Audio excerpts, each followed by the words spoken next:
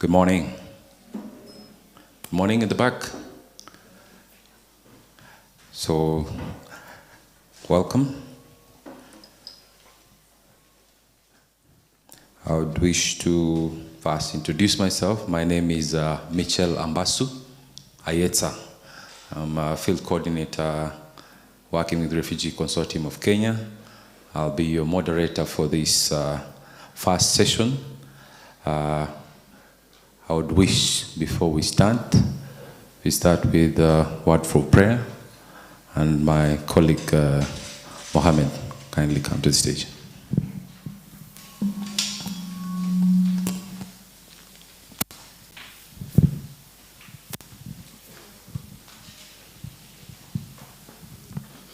Good morning, ladies and gentlemen. Let's pray. Bismillahirrahmanirrahim. Alhamdulillahi Rabbil Alameen. Ar-Rahmanir-Rahim. Malik Yawmiddin. Iyaka na'budu wa iyaka nasta'in. Ihdina as-siratal mustaqim. Siratal ladhina an'amta alayhim. Ghayril maghdubi alayhim waladdallin. Ameen. Thank you, Mohammed. I know we are a bit left on time, but I know we'll be able to catch up. So the colleague at the back, I would request each and every one of us to rise up on our feet, if you can, for the national anthem. African.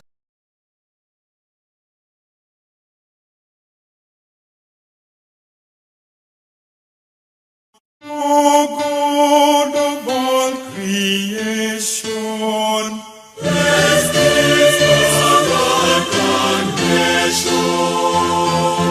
Just is the Asher defender. May we live in unity, peace and liberty. Plenty be found within our borders.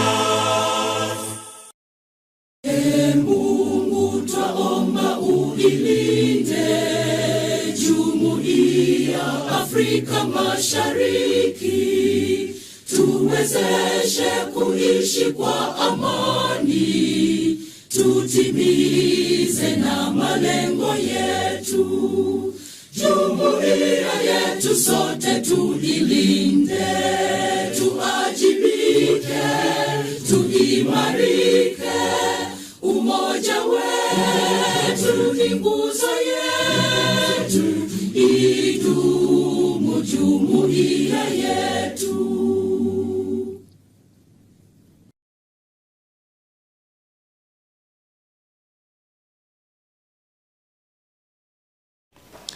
I hope everyone has the program with them. We'll be making some slight adjustments in the program. I think the Wi-Fi password was shared for those who would wish to utilize it. The clock rooms are outside on the left once you step out.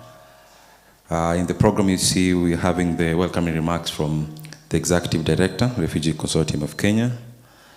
In that regard, we'll be having Ms. Catherine Njoroge, who is our Director of Programs, who will hold brief for the Executive Director. Ms. Catherine Njoroge is an advocate of many years of standing. She is the Director of Programs for Refugee Consortium of Kenya. And without further ado, I would wish for her to come to the stage so that she can be able to give the welcoming remarks. And thereafter, she will be inviting the representative from the Department of Refugee Services, who will also be giving us the opening address. And thereafter, we'll be able to move to the next session. Karibu, Catherine. Thank you.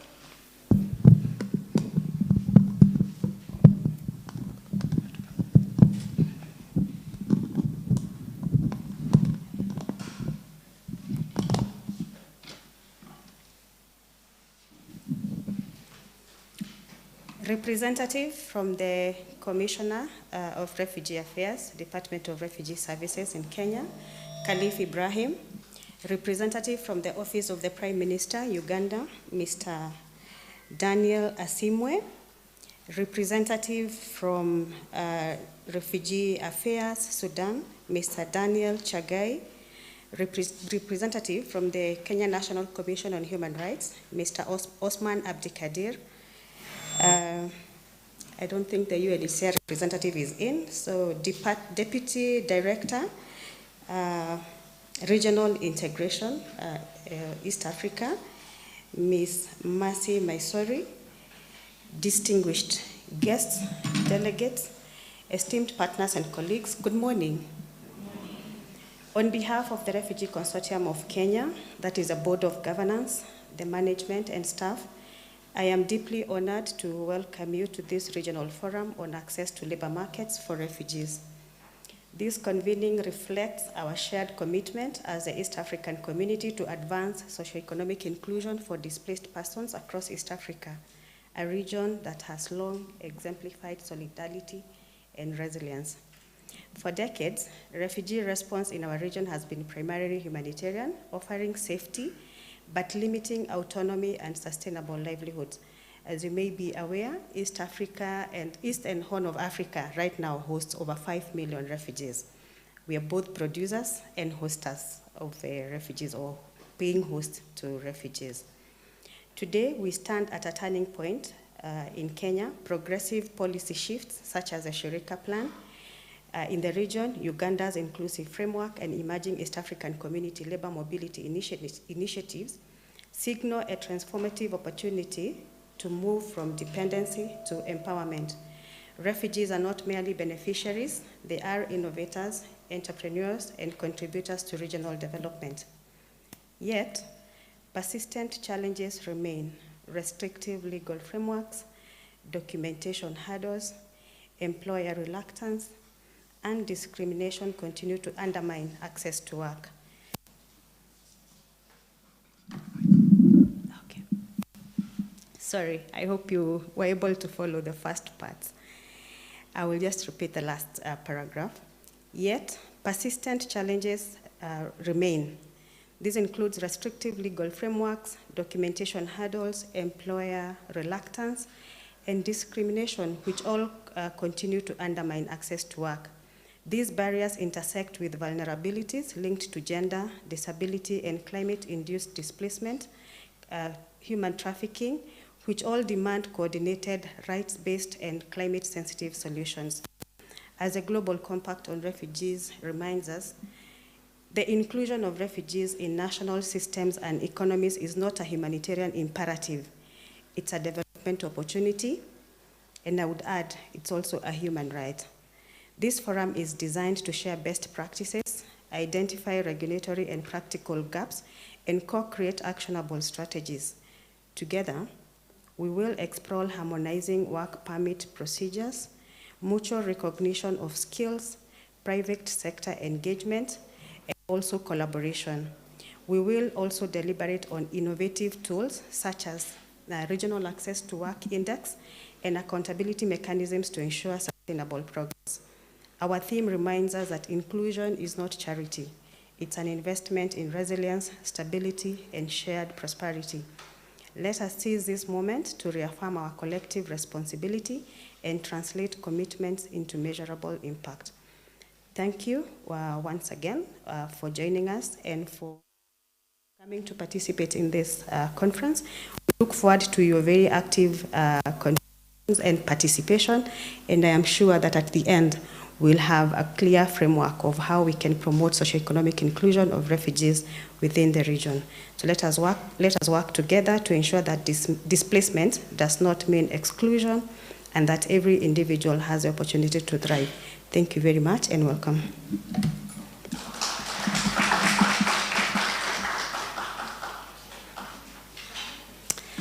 Yes, it's also my singular honor to welcome the representative from the Commissioner, Refugee Affairs, and also that is the Department of Refugee Services in the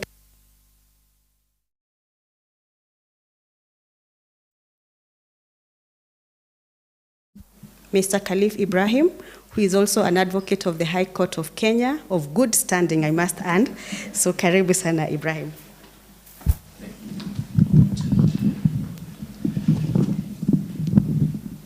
Thank you, Catherine. Apologies, I was not prepared to give the opening remarks, but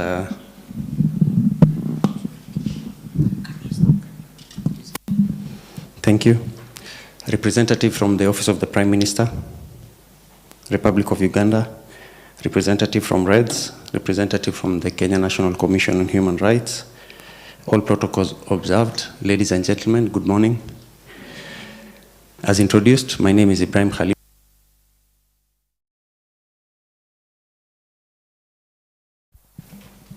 In Nairobi.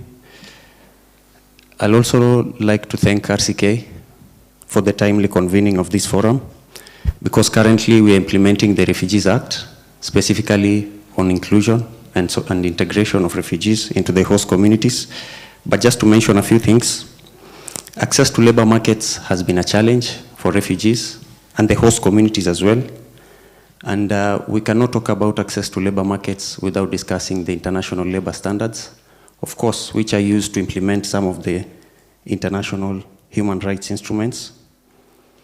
And I thank RCK again for including Republic of Uganda in this conference. I think it's high time that we move from focusing on national challenges, and we can also discuss regional challenges and regional cooperation, including with the EAC and the IGAD, on how the member states are implementing the laws in their national countries, respectively. And finally, the government of Kenya reaffirms its commitment in implementing the Refugees Act of 2021 and the Shirika Plan, and also to ensure that there is peaceful coexistence between the refugees and the host communities. I know we have a very long program, but some of the things we are going to discuss in the presentations and in the panel discussions. With those few remarks, I wish to thank you and wish you a fruitful discussion. Thank you. Thank you. Please, let's give a hearty clap. So, thank you for the two very noble advocates. I think you have saved time on my part. A bit of our house etiquette rules. We anticipate to have a health break at 10:30, and then we'll be able to have the lunch break from 1:30. That is just the slight adjustments within the program so that we can be able to work within the agreed timeline and schedule with the facility that is hosting us. I think without any other remarks, I'd wish to welcome my co-moderator, Mr. Gideon Mwawasi, who will be assisting me in the next stage. Of course, as the name suggests, setting the stage. He'll be taking over from here, and then intermittently I'll also be coming around. So, karibu, Bwana Gideon. You can give him a happy clap.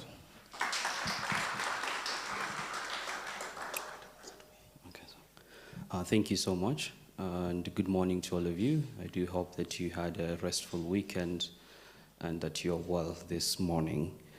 My name is Gideon Mwawasi, as has been mentioned. I am from the Regional Durable Solutions Secretariat, the Policy Coordinator for Kenya Operations, and I'll be co-moderating this session together with my colleague.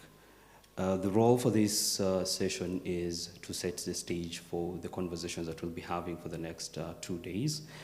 And we will be having presentations from a number of individuals who are experts in the various areas of refugee work. And the focus of the presentation will be giving contextual overview of some of the labor market policies that we see in the countries in this region. And the idea for this presentation is to give us or ground us and highlight some of the country level milestones in terms of labor market access for refugees, highlighting some of the common challenges, and prepare us for the detailed discussions that we'll be having going forward. And before I bring them to the front for the presentation, I'd like to make a few remarks as a way of introduction. We are meeting today as we approach the end of a turbulent year for the humanitarian sector, a year that marks the beginning of what most actors are terming as a humanitarian reset. And this reset is mainly driven by the drastic changes in the funding landscape for both humanitarian work but also development work. This, of course, is as a result of the United States government cutting of funding for humanitarian development work, which has been followed through with other major donors, mainly from the global north, also presenting the cuts that would affect this sector. And so we are meant to look at these changes as a way of spurring action in the sector in terms of ensuring that we are able to not only grapple with displacement, which continues to be on the rise because of continued wars, particularly in this region, climate change and other disruptions that cause people to move. And while we're trying to make sense of this shift, we have to recognize and understand that we are talking about people's lives, people's well-being, and not just numbers that we see on our screens when reading about refugees. And so amongst many themes of change that you'll hear, hopefully, through these 2 days, main 2 issues. One is within refugee responses, for very past 30 years or so, we've had what we're calling care and maintenance approach to refugee management. But right now with this funding cuts, we are realizing, or not just realizing, but actually being meant to grapple with the fact that refugee response is not just a humanitarian issue, but also a developmental challenge.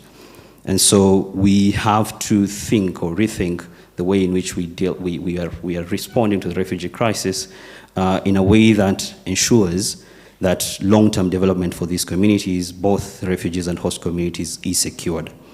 And the second thing is also the key issue of local action as a component of a sustainable solution for refugees.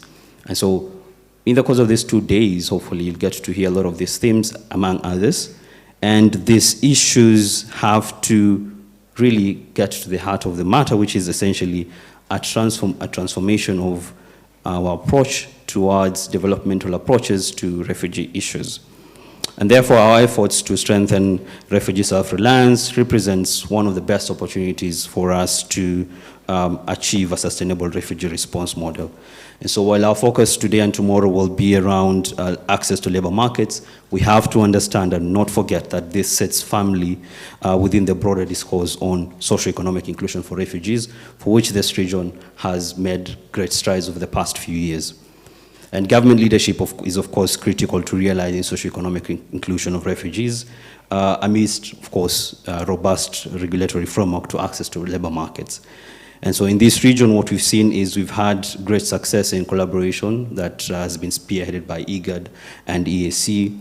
For instance, with frameworks such as the Kampala Declaration and the Munyoro Declaration, they all provide a normative grounding for implementing policies that are supposed to get us closer to achieving refugee self-reliance. And so as you listen to this,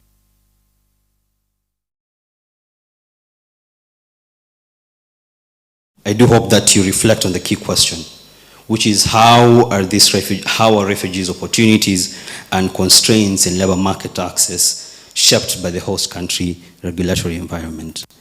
And with that, I would want to welcome the first for the day from RCK, Mohammed, who will be providing us an overview of the Kenya legislative foundations, particularly, of course, the recent changes that we've witnessed with the Refugee Act 2021 and the regulations from 2024, as well as RCK plan. So kindly welcome him with a round of applause.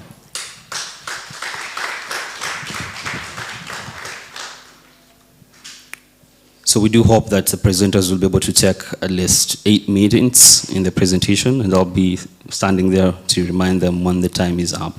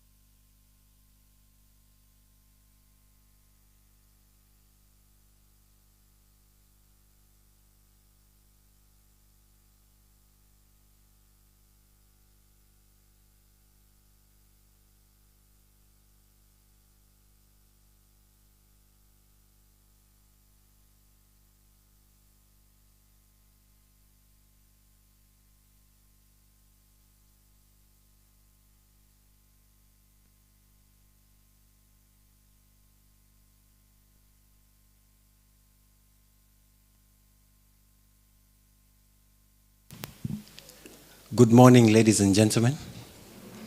Good morning. I know we haven't had breakfast yet, but we can do better than that. Good morning once more. So my name is Mohammed Ahmed Omar. I'm the Legal Aid and Governance Pillar Manager working for RCK. Been at the organization for quite some time now. Having worked in both Garissa and Dadaab for more than 4 years, transitioning to now Nairobi office. I'm going to take you through, being that I have 8 minutes, I'll be thoroughly brief and precise on the areas. I'm going to take you through the legal, global, continental, regional, and also national laws that have shaped the access to markets for refugees. And we only have 3 key objectives. Overview all the Kenya's transition from restrictive camp-based policies to a more inclusion-focused framework. The other objective is to focus on Kenya's commitments under international, regional, and domestic law. And most important of all, to review and assess our legal instruments and make sure that they are working towards the commitment that the government of Kenya has made, regionally, internationally, and also nationally. We have really evolved from our 1973 Aliens Restrictions Act to the Refugees Act 2021. Thank you for putting a stopwatch. I'm not going to take more than 10 minutes, but thank you, Mitchell. As you can see, we've come a long way from independence. In terms of refugee management, we've come from first phase, second phase, third phase. The third phase is where we are at in terms of having social economic inclusion, from having an Aliens Restrictions Act to a Refugees Act 2021. We've really come a long way. In terms of where we are at now, from 2021 to 2025, we have our legal reforms in the Shirika Plan rollout. My colleague Ibrahim will take you through that. But in terms of county, we also have GISEDIP and KISEDIP, which is Garissa Integrated Social Economic Development, and also vice versa for KISEDIP. Our global policy instruments, in terms of global impact for Global Compact on Refugees and also the CRRF, the Comprehensive Refugee Response Framework. These were adopted by Kenya in September 2019 through the New York Declaration, and they have their objectives, which is to strengthen responsibility sharing, encourages refugee self-reliance, and also emphasizes inclusion of refugees. And these discussions came up from the Global Shift Dialogue in European Crisis for Refugees in 2015. So this shaped that it's to ease the burden from the host countries, especially countries that are hosting refugees, building self-reliance of refugees to ensure that the host governments do not sponsor humanitarian aid, but to shift it towards developmental phase. Our continental and our regional instruments include our OAU Convention, 1969. This came as a reaction to our 1951 convention, which only governed European refugees. But however, in the continental aspect in Africa, a lot of refugees were migrating because of climate-induced reasons to do with colonization, and they were moving out to look for greener pastures. Not exactly the same reasons why the European refugees were migrating. We also have our East African Community Framework. This one is also included as a right for refugees under our new act, that refugees can give up their refugee status and move to any East African country, and also ensure that they get the same services across, but they will have to give up their refugee status. How that will be done will affirm that and ensure there's clear guidelines on how to follow. Still a gray area in terms of law and jurisdiction, but it's a work in progress. We also have our Kampala Declaration, which Kenya is a member state of, on IGAD, which is committed to advancing livelihood opportunities. The Kampala Declaration includes a commitment to develop, review, and amend national policies and legislation to expand access to labor markets. I always refer to Kampala because of they were way ahead in developing settlements, way ahead than the Kenyan government. So in 2022, just as a legal intern in Dadaab when I was writing a legal opinion, alternative solution to camps than having settlements more than camps led to a reopening of Ifo2 as a settlement area than more than a camp. At that time when I was writing, and I was based on Kampala, which is a very good case strategy because they have across 11 settlement areas and they've really done integration to a different level. So this is also in terms of the declaration, copying very heavily from the Kampala Declaration. Nationally, we have our Refugees Act 2021. I'll only be focusing on social economic integration, rights and also duties. Our new act recognizes refugees' right to engage in gainful employment or enterprises. It is subject to applicable laws, which is our Employment and Labor Relations Law. It also establishes governance framework through the Department of Refugee Services, previously known as DRA and RAS in our previous act, and also provides for refugee registration, issuance of identity cards, and enhanced freedom of movement. As you know, we started with an encampment policy, but moving away from encampment policy will be settlement areas, which will ensure a bit better freedom of movement, as articulated in Article 39 of our Constitution, 2010, Article 40, right to work, and Article 41, the right to own property. We also have our Kenya Citizenship and Immigrations Act, which lays foundations on work permits. The Kenya Citizenship and Immigrations Act, which lays foundations in terms of how refugees can access documentation in terms of work permits. And in terms of documentation, there's still a big gap because there's an alien card. There are two alien cards that are produced under law. One is under the Refugees Act, and the other one is under the Kenya Citizenship and Immigrations Act. Both are alien cards. One is for foreigners, one is for refugees. And if you look at the role they play, they're very different. The Refugees Act provides in terms of identification, but a foreigner who accesses an alien card through the Kenya Citizenship and Immigrations Act has a right to conduct financial transactions with that card, identification, civil registration, access financial loans, which if you compare between the two, one has power over the other, and both of them are alien cards. So it's still an area where we still have to do a lot of advocacy in terms of ensuring that refugees have access to documentation. Work permits also go through a thorough screening.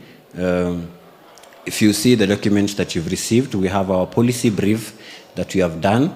You will see that our counties, Turkana and Garissa County, are areas where refugees reside. And both these counties have the revolving fund, something that was, it was meant for the host communities to ensure that they get financial loans to advance their businesses. But if you look very keenly at those acts, refugees are not involved. The reason why they're not involved is because they're not considered. If you're not identified and considered, that means you have no role to play in the economy. But our Refugees Act is saying refugees are supposed to be involved in decision-making in national and county developments. We are in our third phase of CIDP, our County Integrated Development Plan. We are going to a phase 3. Are they included in the first two phases? Subject to questioning, of which we will come and discuss. We have annual development plans for the year for all counties. Are refugees involved? It's a question that we need to answer, because if you're not identified and recognized, then you don't have a place in the community. But as you move on, you'll find there are studies that show almost 7% of the population of Kenyan women who own businesses lack the ability to.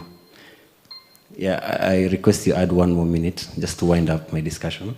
You'll find that 7% of the Kenyan population, that women who own businesses, do not have access to financial literacy or in terms of bookkeeping, all that.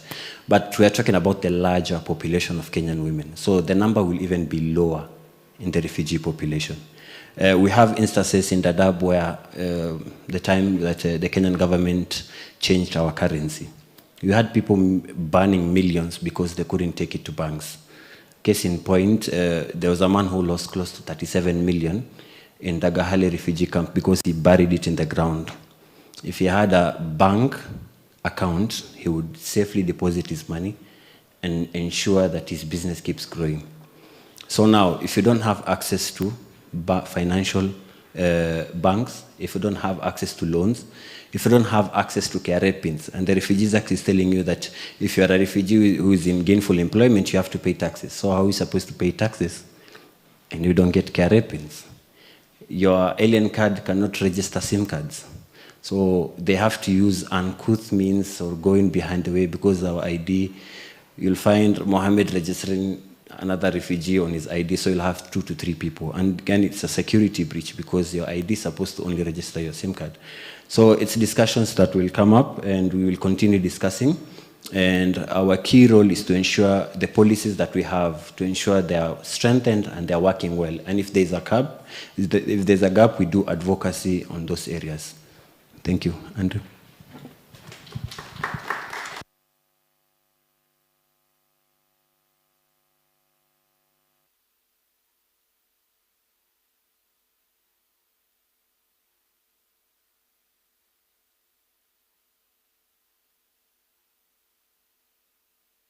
An insightful presentation. The next presenter is from the Forced Displacement Migration Hub, Zain. So kindly welcome him with a clap as well.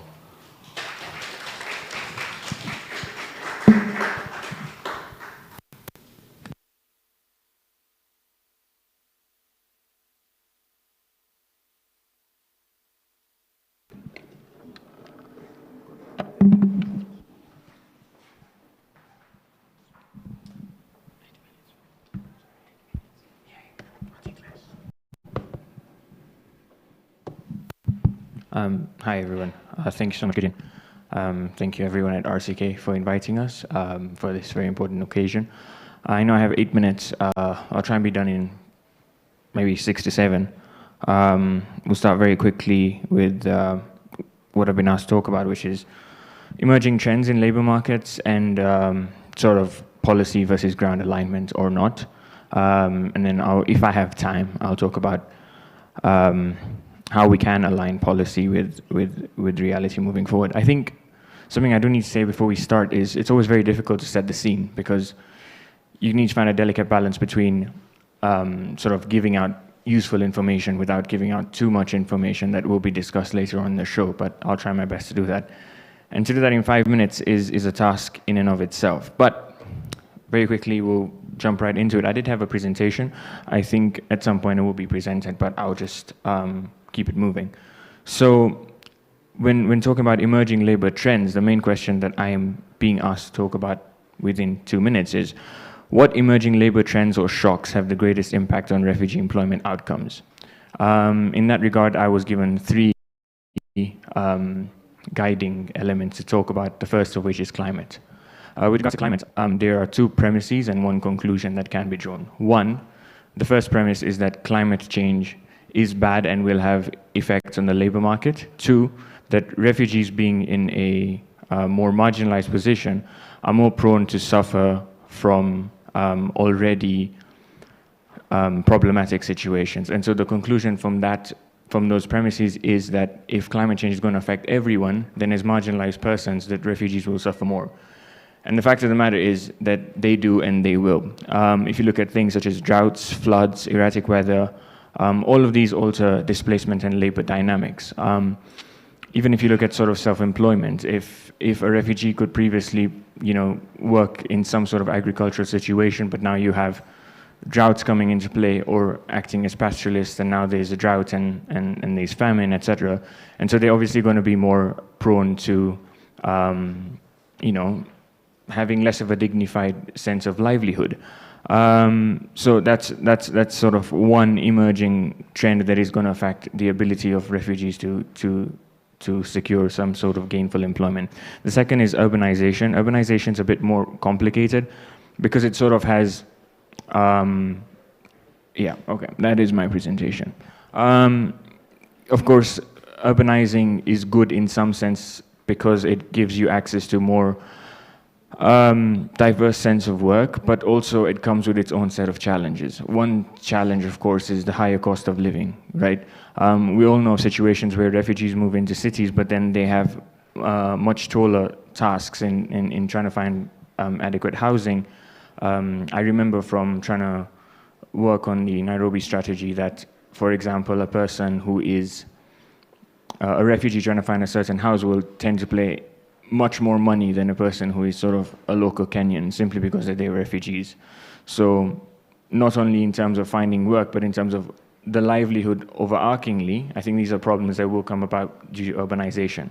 Of course, there's more opportunity to, for example, work in more semi-formal settings, so shopkeeper maybe, etc.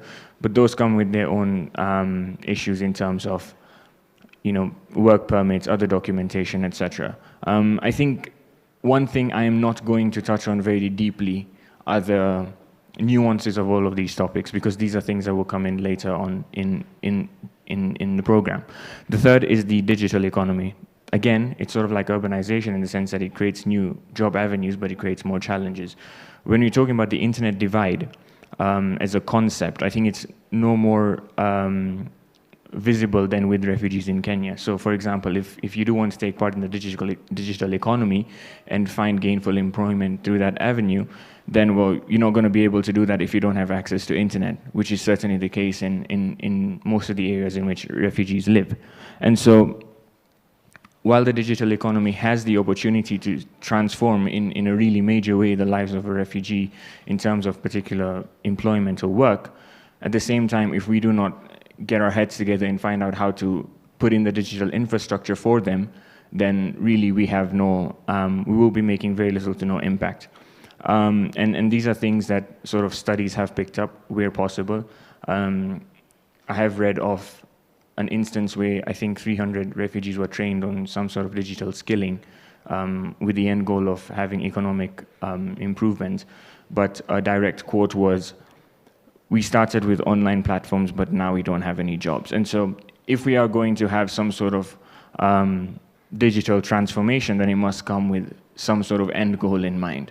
And these are things that will be, once again, I hope, touched on in the course of the program.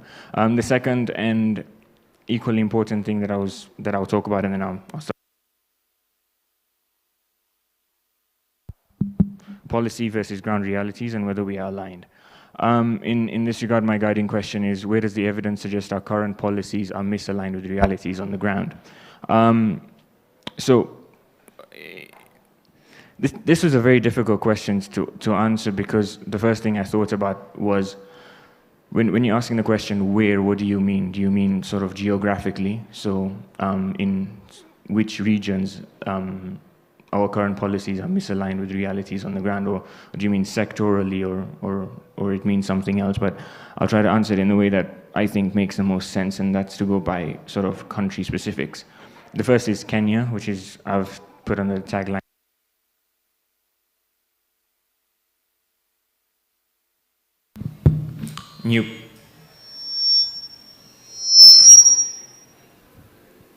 Thank you. New policies or barriers. So I think the previous speaker spoke really well about Kenya's policy landscape at the moment. But then again, he already touched on the fact that the same barriers that we've been talking about for years and years continue to persist. And so I always talk about, if the problems are old, then the problem that persists is will, political will, social will, other sort of wills. And so where does the evidence suggest our current policies are misaligned with realities on the ground? For Kenya, I think it's in terms of political will. I think that is something that perhaps people who are more closely connected with the government can sort of speak to, and I think they will be speaking to that later on in the program. If you look at Uganda, it's sort of model in principle but challenges in practice. Something that will certainly come out is the funding issues that persist in Uganda, because they have what is called a model policy across the region, But I think NRC, which is the Norwegian Refugee Council, put out a report saying how the lack of cooperation in terms of funding, etc., is what is putting this model policy in danger of being just another sort of cog in the machine. How do we change that? Those are things that will be answered in the program itself. So of course, in Uganda, refugees have the right to work, they have the right to move, access land, etc. But of course, they have funding shortfalls and other bureaucracy issues that tend to delay things like work permits and the like. And then the third is Tanzania. Tanzania is, I've classified it as policy regression and fragile gains. And really, I'm being polite when I say that. Historically, they have been warm towards refugees, but obviously recently it's changed dramatically. I recall the late President Magufuli who told Burundians it's time to pack up and go home, and he actually started closing markets.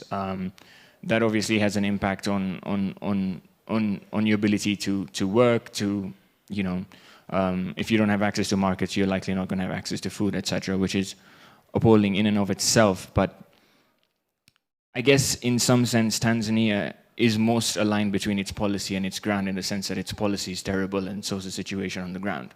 And so if you are really looking for silver linings, and that is not one, you can perhaps point to that. But so that is pretty much what Tanzania's policy reality currently is. But those are things that will be talked about more, I'm guessing, later on in the program. If you can just go ahead one slide, please.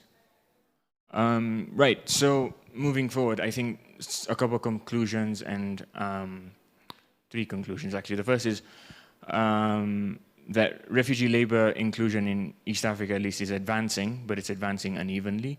Second, there are common challenges. So, of course, I alluded to some of those before. And third is that evidence-based research is more and more important, because it calls out persistent hurdles, and you can use it to show country-level milestones. I think both of these are important in their own regard, but because of lack of time, I will move on to my last slide. If you could just move forward 2 slides, please. 2 slides, please. Again. Again, please. So one more. One more. Perfect, thank you. So with regards to setting the scene, I think this is my most important slide, because it gives you some questions to keep in mind. The first of which is, how can we better align our policies with the realities on the ground? I think this will be a theme that will run throughout the program. And really my big hope is that at the end of tomorrow, that we really go forward with how we can, at least even if it's 1%, transfer all of these brilliant ideas that come out of Parliament and all of these other institutions to changing realities on the ground. Because if we're not doing that, then, in my opinion at least, a lot of what we're doing is pretty useless. The second is, where can local regulations be adjusted tomorrow to remove a barrier? The third is, how do we ensure that a refugee who has the legal right to work also has the practical means to get a job or start a business? And importantly, how do we future-proof our strategies against the trends we discussed, be it by greening livelihoods against climate shocks or by leveraging the digital transition so it works for refugees and not against them? So these are things I really hope that we keep in mind, and these are things that I think will be answered at the end of 2 days. And so with that, we can move on to the last slide, which is basically my ending slide, which is my contact information. I work for the Forced Migration Displacement Research Hub. I'm happy to speak to anyone about anything. You can just find me, and we'll happily talk about the hub and anything that we can do to make refugee lives better. Thank you so much.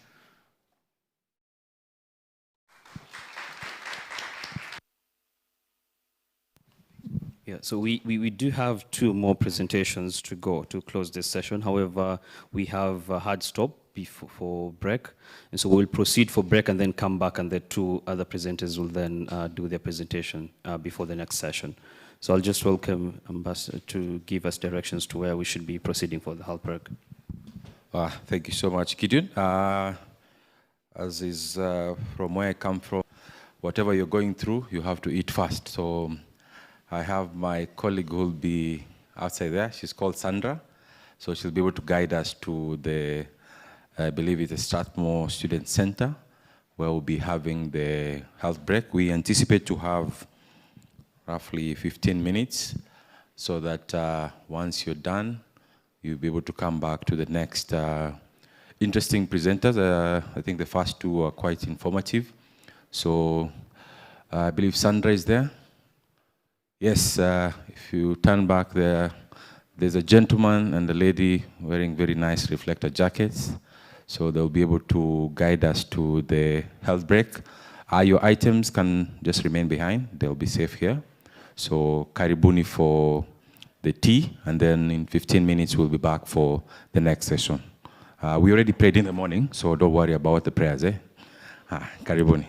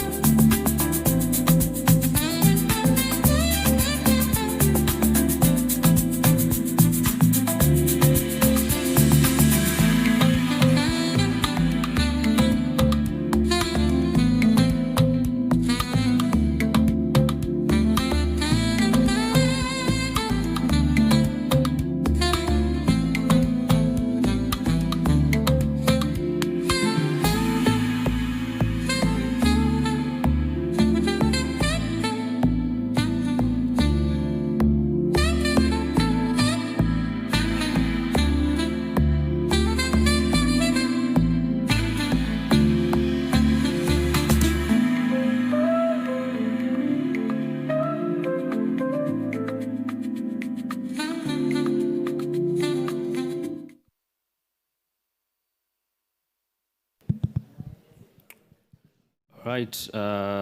Good morning once again. I hope you had a good break. So we'll resume the presentations. And the next presenter will be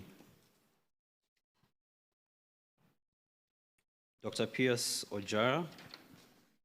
He will be providing us a snapshot of Uganda's self-reliance approach. So welcome, Dr. Piers.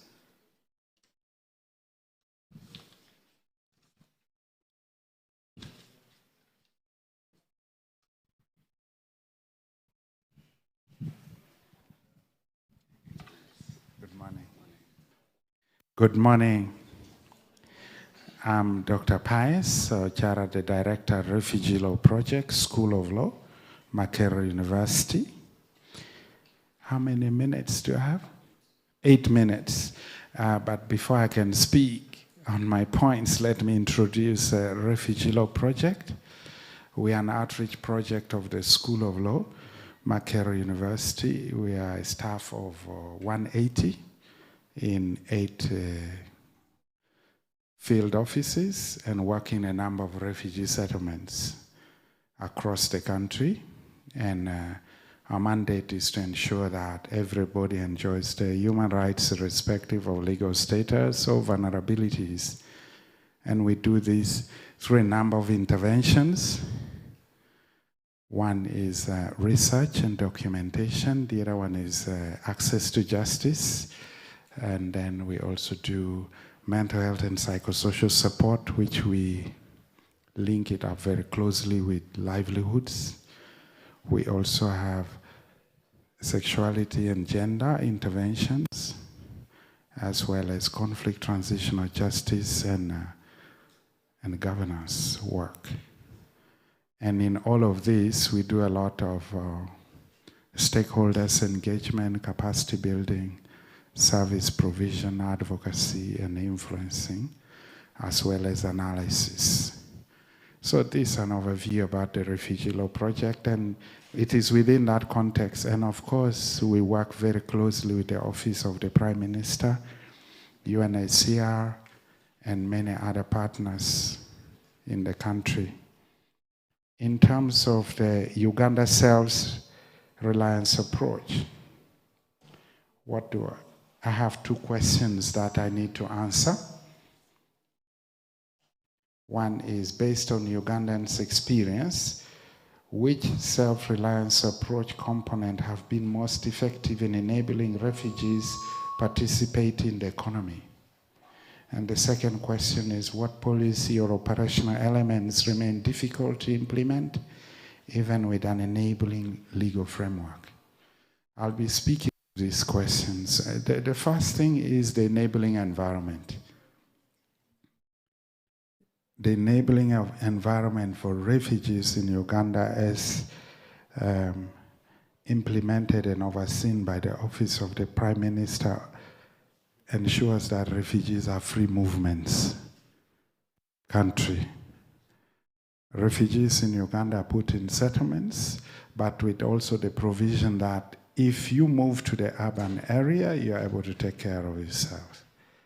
So refugees easily move across the country once they're in the country, once they're documented. So that freedom of movement is very important.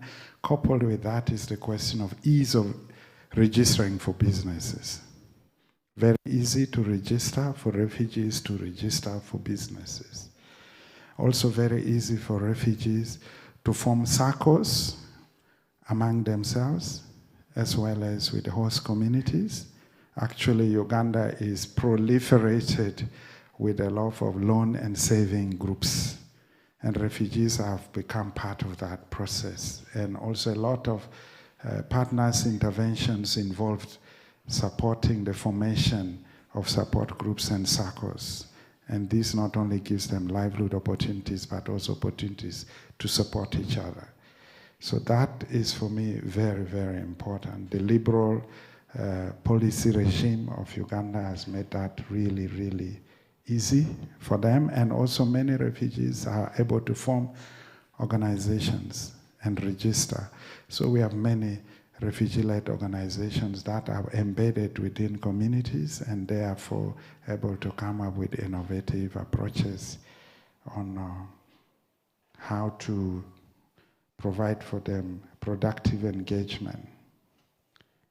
I can tell you that with the Sudanese refugees, for example, we have the case where in the Kiriandongo refugee settlement, which is really our main urban settlement in Uganda where Sudanese go.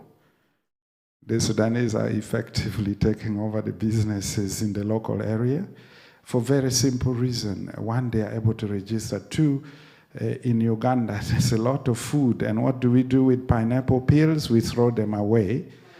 The Sudanese were buying these peels in Khartoum to make perfume. Now in Uganda, in the market, they just collect it free of charge, and they are making perfume and taking over the space. So part of our job is now to promote dialogue between the host communities and the refugees, so that they don't see the creativity, the innovation of the refugees as a threat, but actually as bringing new skills of putting to good use elements that in Uganda would actually throw away, like the peels of pineapple. And then there is the access to education. Refugees in Uganda have the same level of education. They go to the same school as Ugandans. And that's really important. They don't feel segregated against. And those who are able to afford, they all to go to the elite school like anybody else. So there's this open access to education.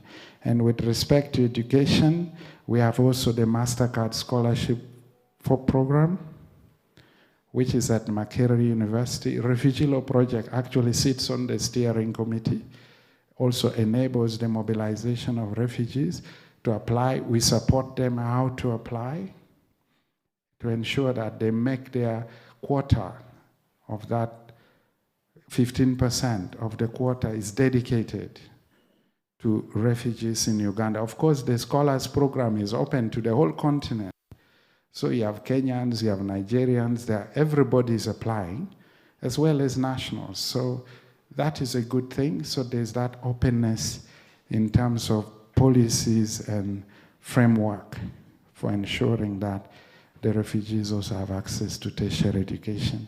And then in the Refugee Law Project, we have what we call English for Adults program, which is a very developed English program that if a refugee comes and goes through the 18 months program, they're actually able even to apply for tertiary education and join university. So that's a very popular program we are doing, because if you want refugees to integrate socially and economically, they need to be able to communicate with the social environment they're in. And English is very important. So we have many refugee professionals that we are actually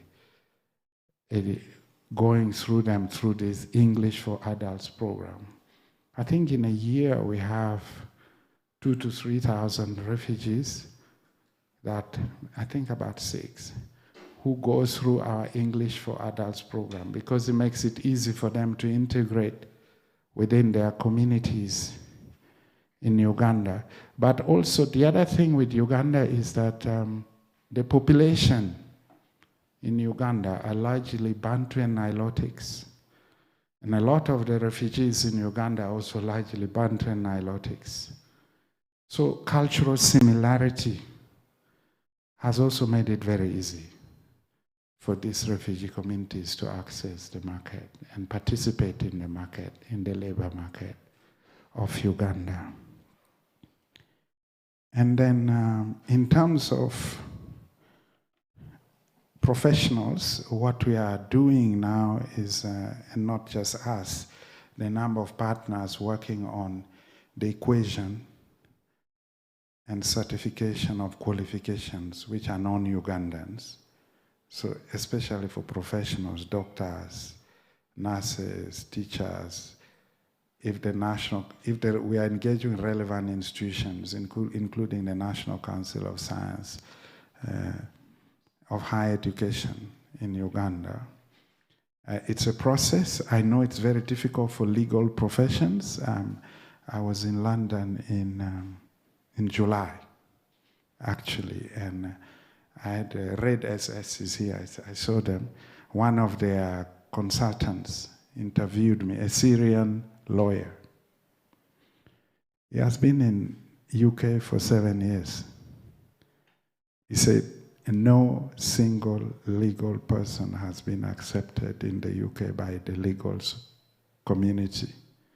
And I keep saying that in Uganda, that lawyers will face a very difficult challenge in that sense. The legal profession have their own standards they keep. And for them, most of these lawyers who have gone to UK have had to go back to law school to be certified to practice in the UK. I think in Uganda it's going to be a similar situation, but we're engaging with the Law Society. We are a member of the Law Society. We are engaging with the Nursing Council, with different professional bodies in that respect. It's a slow process, but it's something we want to move forward with, because once they're certified, then it makes it easy to access the market. And this year, Refugee Law Project is covering allowances for medical interns, 27 refugee medical interns, because the government has over 2,000 medical interns they have to cover. And then when the refugee medical interns reached out to me around August, then I had to reach back to the donor funding us, and the donor agreed to do that. And I've reached to another foundation, because I'm not sure whether this is going to be a one-off, because the government itself faces financial stress. So one of the donors I've reached out is to, how do we keep supporting medical interns? These are doctors who have studied in Uganda. They have to complete that final medical phase of their medical studies before they are able to join the market. At least through that, we are enabling them to be able to access also the labor market as professional medical doctors. So that's what I would say in that sense. So that's the challenge. Thank you.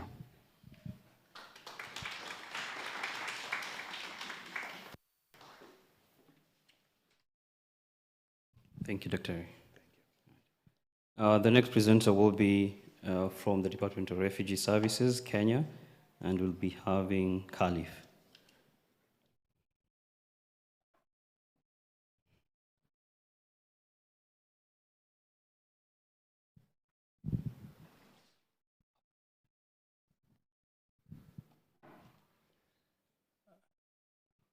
It's okay, thank you. I'm going to take you, I have 8 minutes.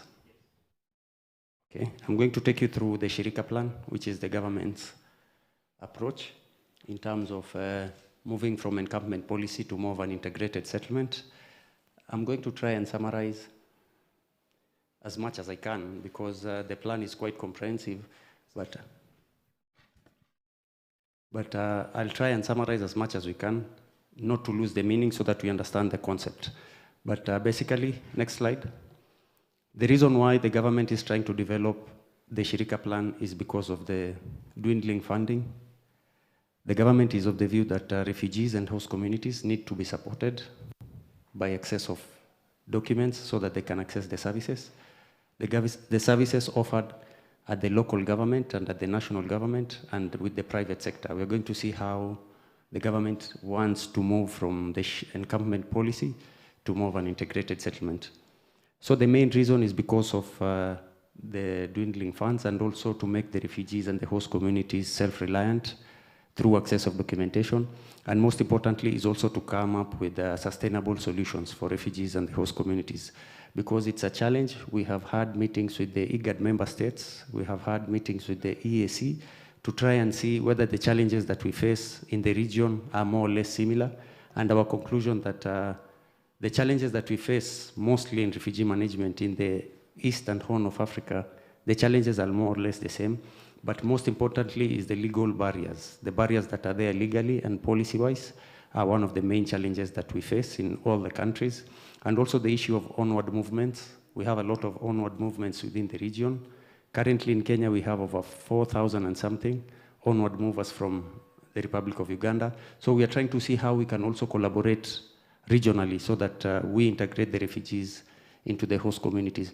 And the solutions that we wanted to offer are also regional solutions. We want to see how we can have sustainable solutions for refugees within the East African region and the IGAD region.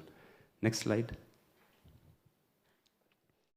The statistics that we host, currently we are hosting around 870-something thousand refugees in Kenya. Of course, Garissa County hosts the largest in Dadaab Refugee Complex, around 560-something thousand refugees. And then Kakuma and Kalobei, they are around to 400,000 now. And then urban refugees in Nairobi, Mombasa, Eldoret, Nakuru are around 117,000 as of today. Next. What do we mean when we say integration in terms of the Shirika plan?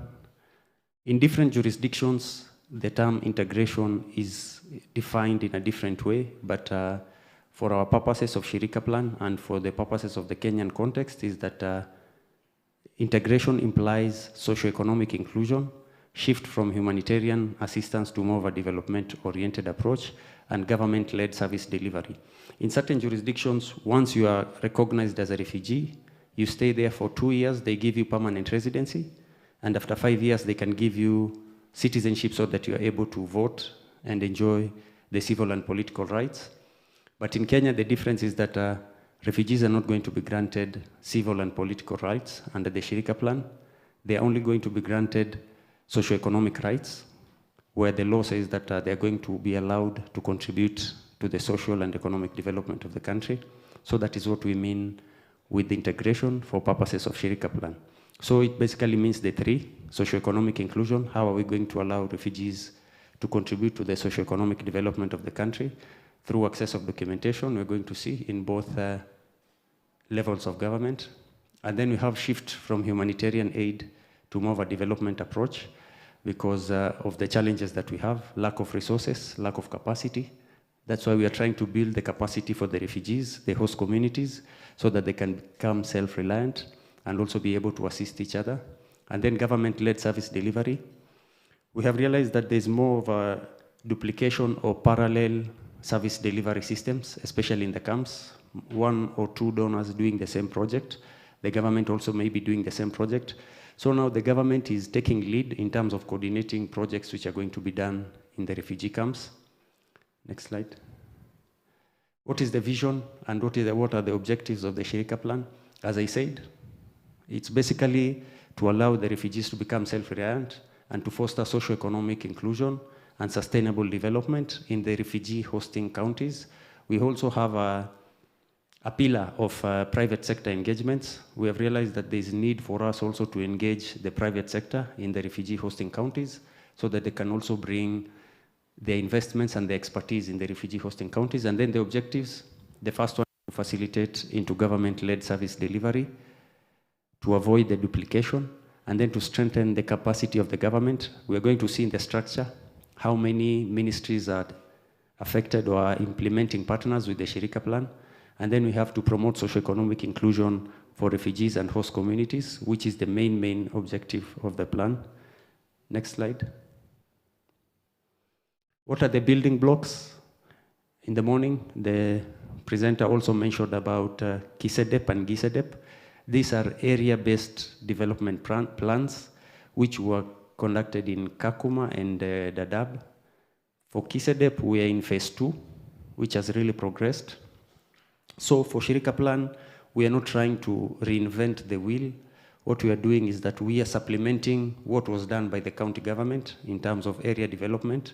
There are some programs under KISEDEP and GISEDEP which have not been implemented. Shirika plan is coming to source for more funds and also to support in the implementation of such programs. And then GISEDEP is in Garissa. We launched it last year. There's some progress. We are also trying to see how we can marry or how we can merge GISEDEP and Shirika plan in terms of implementation. Also considering the fact that some sectors or some services are devolved to the county government. So we have clear roles in terms of implementation. What are the roles of the county government or the local government?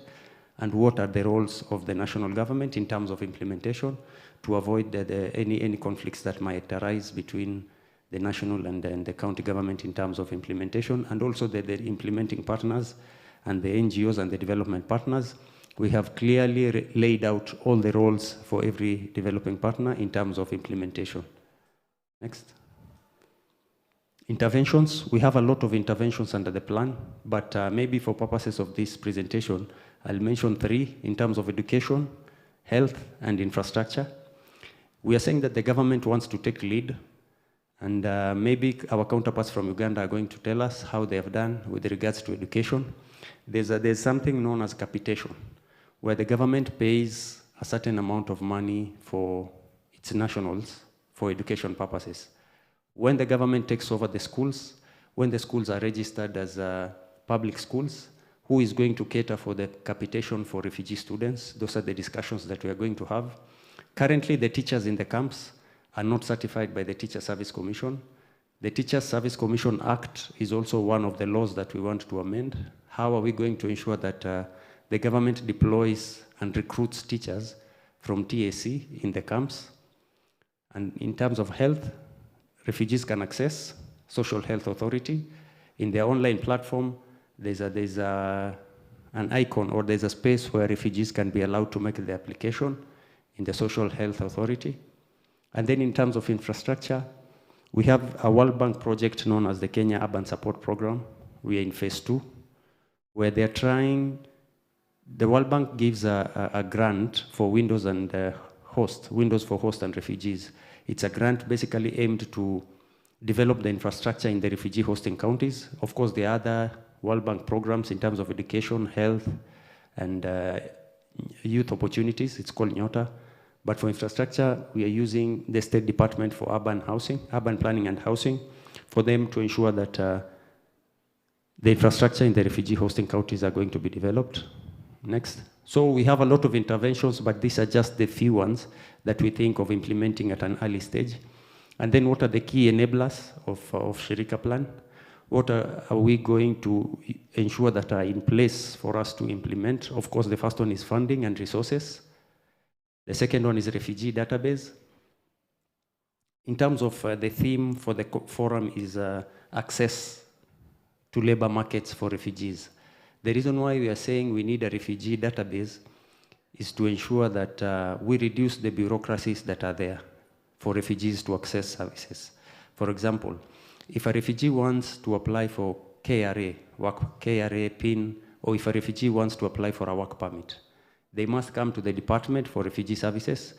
We facilitate the application by issuance of a letter to the relevant authority that is giving that services. That is why we need a database that will be interoperable with all government service providers, so that when a refugee goes to Ministry of Health, for example, the person attending to that refugee at the Ministry of Health can be able to confirm or can be able to verify that the person indeed making that application is that refugee in front of them. So we are trying to see how we can reduce those bureaucracies, including work permits. The same applies. If a refugee wants a work permit, they make an application to the department, and we facilitate its issuance through the Department of Immigration Services. And then the legal framework. Of course, there's a lot of regulatory barriers, as much as we have tried to amend most of the laws. And then communication strategy we are developing. But most importantly also is security, peace, and social cohesion. With the implementation of the Shirika Plan, we are also looping in the National Cohesion and Integration Commission, so that we ensure that there's peaceful integration and peaceful coexistence between the refugees and the host communities. Implementation matrix. We have a 3-phase implementation matrix. We are in the first phase, the transition phase, from 2025 to 2028, which talks about transition. Transition basically meaning what are the legal barriers, what are the policy reforms that we need in terms of implementing the Shirika Plan. We have mapped out around 18 acts of parliament that needs amendment, including the Refugees Act. And then we have stabilization phase from 2029 to 2032, which basically we are trying to build from the transition phase. And then the resilience phase is when refugees are going to be self-reliant, all the legal barriers have been done away with, and the integration has already taken place, so that we build up on the resilience. Next. The coordination mechanism. We have tried to map out all the stakeholders, including the refugees and the host communities. The slide, if you look at the lowest structure, is the sector working, the 6 pillars. We're going to see the 6 pillars. At the sector working committees, we also have refugees, host communities, RLOs, CBOs, whenever we are implementing or we are doing a program that touches on a specific RLO in Kakuma or in Dadaab or within the urban setting. But the structure itself is headed by the CS for Interior, and then we have the National Steering Committee, which comprises of the 18 PSS, which offer services, including Ministry of Education, Health, Devolution, so much of them, they are there. The 18 ministries will be able to see them in the main document. And then we also have the governors, the governor from Turkana and Garissa in the steering committee, and the 2 MPs for Turkana West and Dadaab constituency. And then we have the National Technical Committee. The Technical Committee are nominated by the steering committee. And then we have the National Coordination Secretariat between the UNHCR and DRS, and then Sector Coordination Committee, where we now co-opt either refugees and host communities, depending on the program being implemented. Next. The financing strategy. We have tried as much as possible to do a financing strategy that does not leave out the NGOs, the development partners, and also the counties in terms of implementation. The multilateral banks can either Treasury Direct, or they can go through the counties, or they can go through the international partners and the NGOs. Most importantly, what we are looking at is in terms of monitoring and evaluation, whether the resources have actually reached the refugees and the host communities. Next, I'm finalizing. That is the estimated budget. We have a costed plan. We can be able to share that. It was done jointly with the World Bank so that we cost the plan itself. Next. I'm trying to summarize. In conclusion, what we are trying to say is that there are some barriers that are there. For example, in Kenya, movement is not free in Kenya. The movement is restricted. There's an issuance of movement pass in the camps, but progressively or ultimately, once we are implementing the Shirika plan, we are trying to see whether we can let freedom of movement start within the municipality, in the second phase, whether it can be within the county, and ultimately, after full implementation, we see whether movement of refugees can be allowed within the country. But also to note that we have had a lot of challenges with regards to the plan. Refugees have not been welcoming, and the host communities have also not been welcoming. But we are trying to see how we can do a lot of stakeholder engagements, a lot of sensitization, so that we get the buy-in in terms of the political willingness and in terms of the refugee acceptance and the host communities. Next, I think with that, we have a roadmap on implementation. Next. The final one is on December 2025.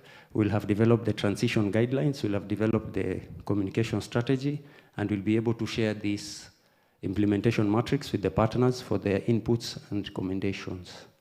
I think with that, on our way forward, we are finalizing the costed matrix with the World Bank so that we put all the activities in the implementation matrix so that any donor who wishes to support can support a specific sector that support them in the area of mandate. And then to operationalize the sector working committees. Of course, as I said, that includes the RLOs, the CBOs, and then transitional framework and guidelines we have developed. Finally, we need to do a lot of communication and sensitization. I think with that, I've tried to summarize the Shirika plan as much as I can, but it's on our website. If you feel like you need to read more, you can also share with us any recommendation, any comments on that email. Thank you. Thank you so much, and thank you to all our presenters who have been able to share with us some of the contextual snapshots from the different countries. I think one thing that we are in alignment with is that there has been positive legislative and policy shifts in the region, and I think a key question for us as we continue with this discussions is how do we find, or do we anchor regional collaboration on ensuring that these country-specific frameworks are actually presenters did mention something to do with what is on paper and what needs actually to be done on the ground so that we actually see a positive shift towards refugees being able to access labor markets.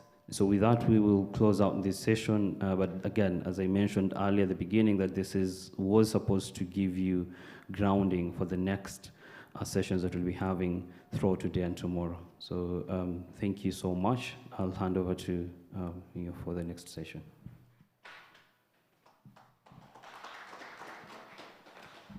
Thank you so much, Gideon. I was just conversing with my colleague out there, and he was telling me the problem of being punctual is there's no one to appreciate it.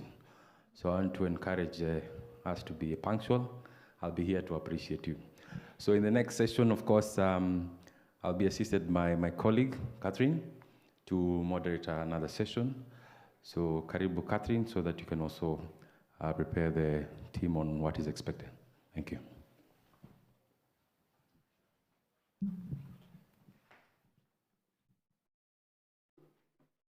Good afternoon once again. It's not afternoon yet. Or is it? Is it? Which time zone are we? Me, with the one I'm in, it's already afternoon. 5 minutes to. I think I'm in the rush to get into the afternoon. So I would like to welcome you to our panel discussion. We'll be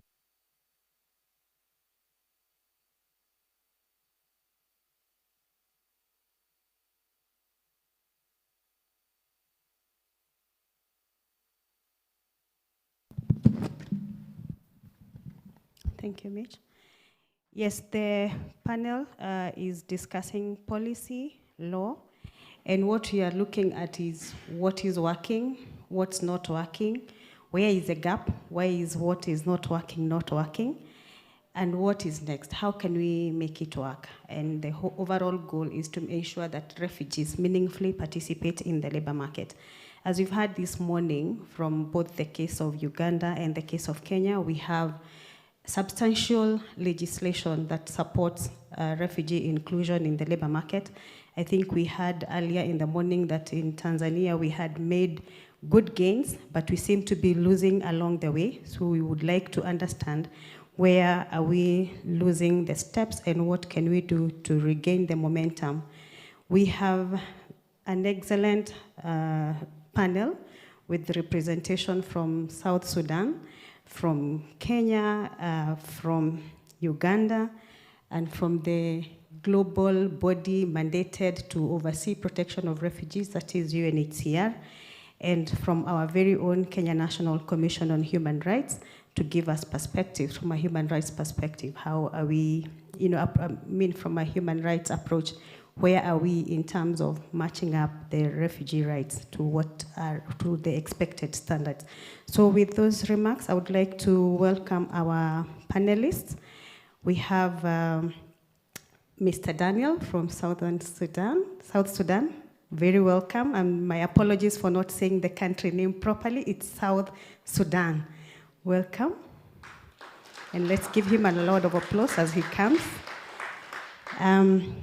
We also have Khalif, who's just spoken to us from the Department of Refugee Services in Kenya. Karibu Khalif, with a loud of applause.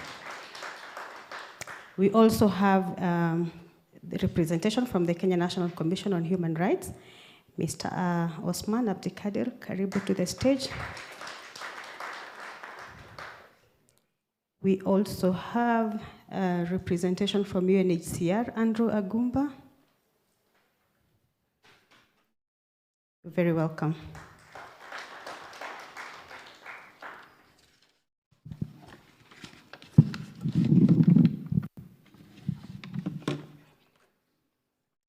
My sincere apologies. I forgot one very key person in this whole discussion. Representation from the Office of the Prime Minister from Uganda, Douglas Asiimwe. Very much welcome.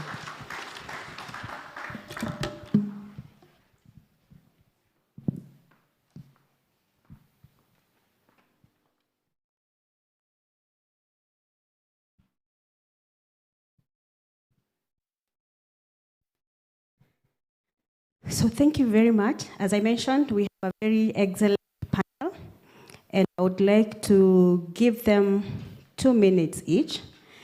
First of all, to introduce themselves and to say a little bit of background on where they are coming from and what they are doing towards socio-economic inclusion of refugees. So I'll start from the far right, the last to come to the first to come to the stage and also the first to speak. So kindly tell us who you are and a little bit about your background. Thank you.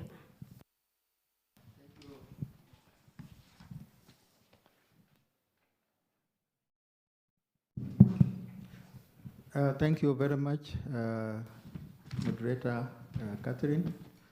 My name is Daniel Shagai. I'm from South Sudan. I'm working with the Commission for Refugee Affairs under the Ministry of Interior. The refugees, the CRA, we are coordinating the activities of the refugees. We coordinate with partners, especially the UNHCR and the government. We advise the government and also programs the activities. So my position, I am the Director General for Special Program, that is coordinating the activities from the World Bank project.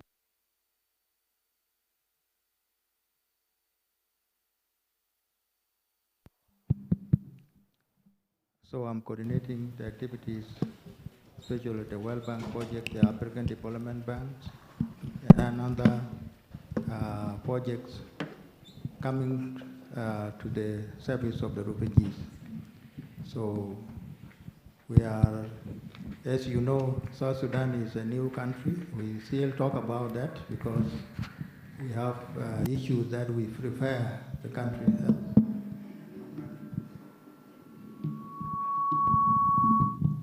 So I'm here representing my commissioner, who is now in other, especially in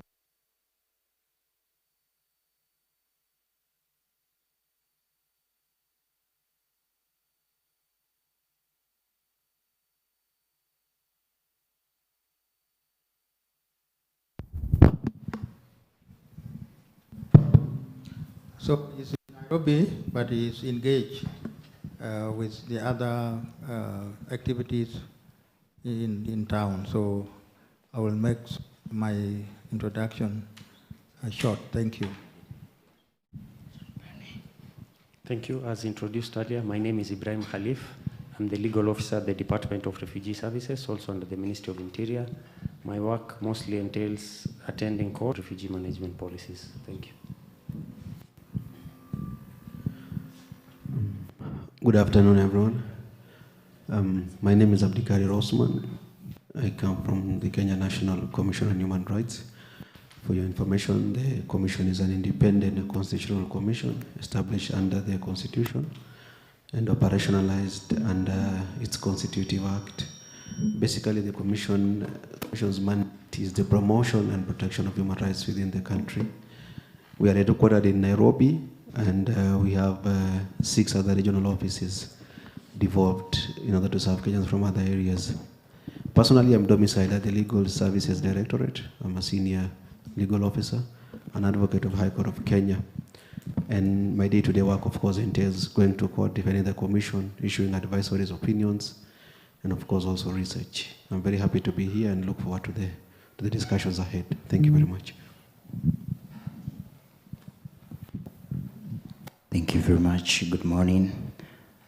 It's afternoon. Good afternoon. I'm Andrew Agumba. I work with UNHCR. I work as the livelihoods and social protection lead in the country. And UNHCR generally is the UN agency that is mandated to support governments to offer international protection to the refugees. International protection, when you speak to it, it speaks to both service access, but also access to solutions during their stay in the different countries. Thank you. A very good morning to you all. My name is Douglas Asimwe. I work with the government of Uganda in the office of the Prime Minister, currently where I am the Assistant Commissioner for Refugee Management. I grew up more in the protection area of refugees over the years, but also I chair the National Refugee Eligibility Committee that is responsible for admission refugees in the country, especially through the status determination procedures. Happy to be here and thank you, Refugee Consortium of Kenya, for inviting us to share.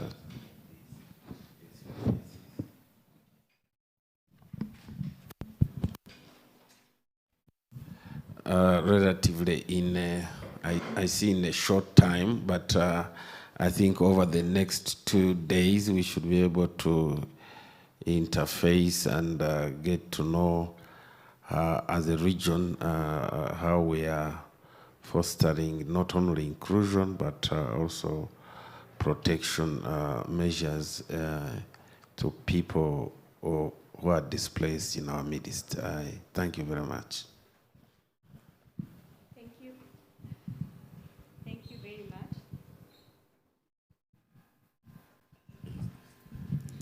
Thank you very much. I would like to humbly ask to help us with the connection, or maybe guide us if we are not able to use the equipment very properly, so that we have a seamless discussion. Thank you very much. So thank you for the introduction. So you'll agree with me that we have a very good panel mix in terms of what we can engage with. And I would like to encourage us at this juncture to be participatory. We will have a question session at the end. So please write down your questions. You'll have an opportunity to ask your questions.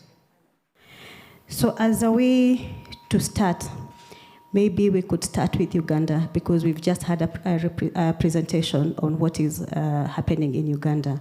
So just wanting to know, how far have you come in terms of including refugees? What has really worked well? And are there any policy or administrative gaps that you see, quick ones, that can be done in Uganda to even make it better? Thank you. Thank you, moderator. And like I said, my name is Douglas Asimwe from Uganda. Uganda has had refugees for a long time. Currently, we have 1.96 million refugees as of October. And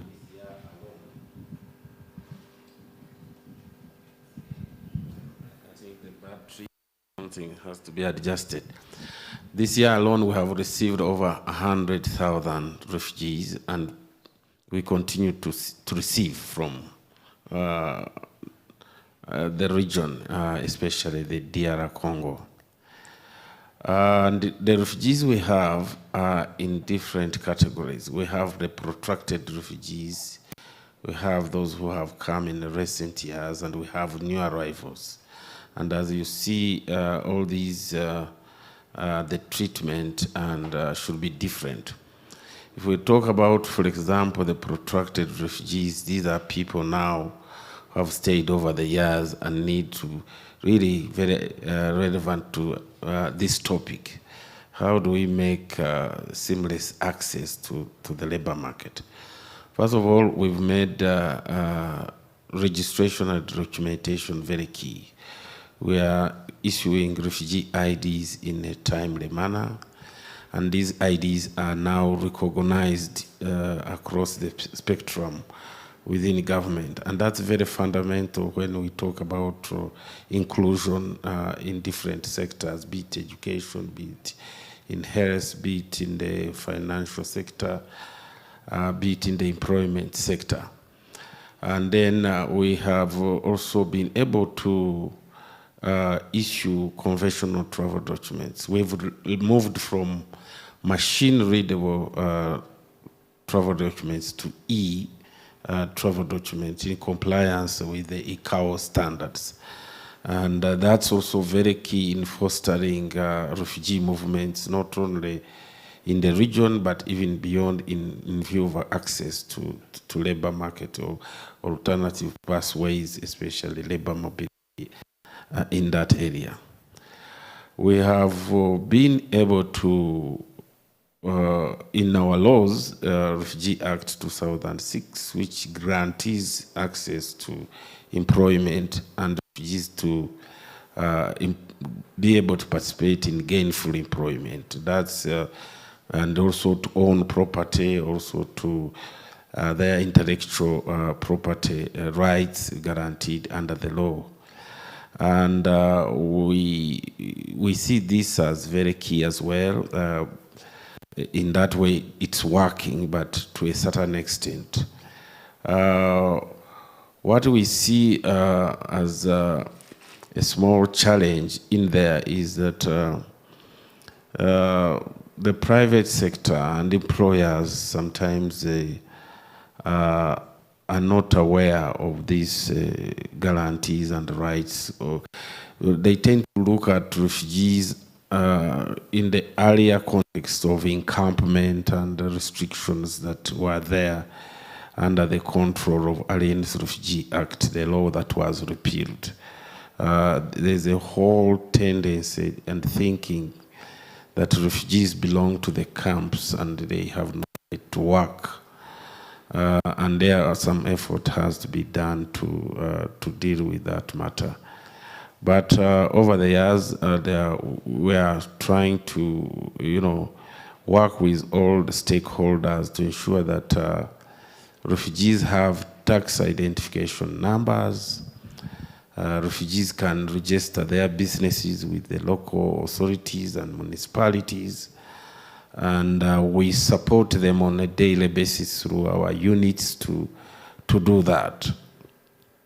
I don't know whether I need to go beyond this, but other things which are working, and freedom of movement, which has been alluded to in the room and by previous speakers, is very key and central, so that refugees go to the camps. There are no jobs in the settlements. They are able to move to cities. They are able to move to other urban centers. For example, in Kampala, we have over 160,000 refugees. And these are refugees who are fending for themselves. They don't get assistance from anybody. And looking at the trends in terms of funding and so on, because in Uganda, we've been giving land. Land is key, central to our policy. Refugee settlement land, where refugees are able to, so on. Some of the land is government land, but also another big. Thank you very much for those insights. I would like to direct to Mr. Daniel from South Sudan. I don't know how I'll cure this tendency of calling it Southern. Maybe we need to check in the map whether it is on the most southern part of Sudan. Yes, maybe in a quick summary, could you tell us what is one quick achievement in terms of refugee inclusion in South Sudan?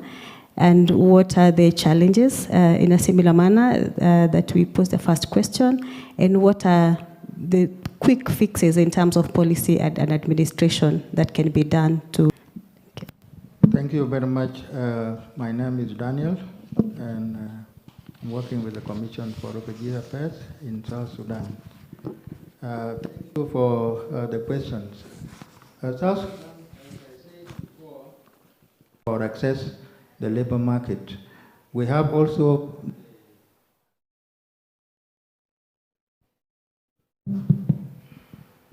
the labor protection, which is the labor law 2017, give actually the refugees equal right to be employed like the South Sudanese in the country. We have also in policies we have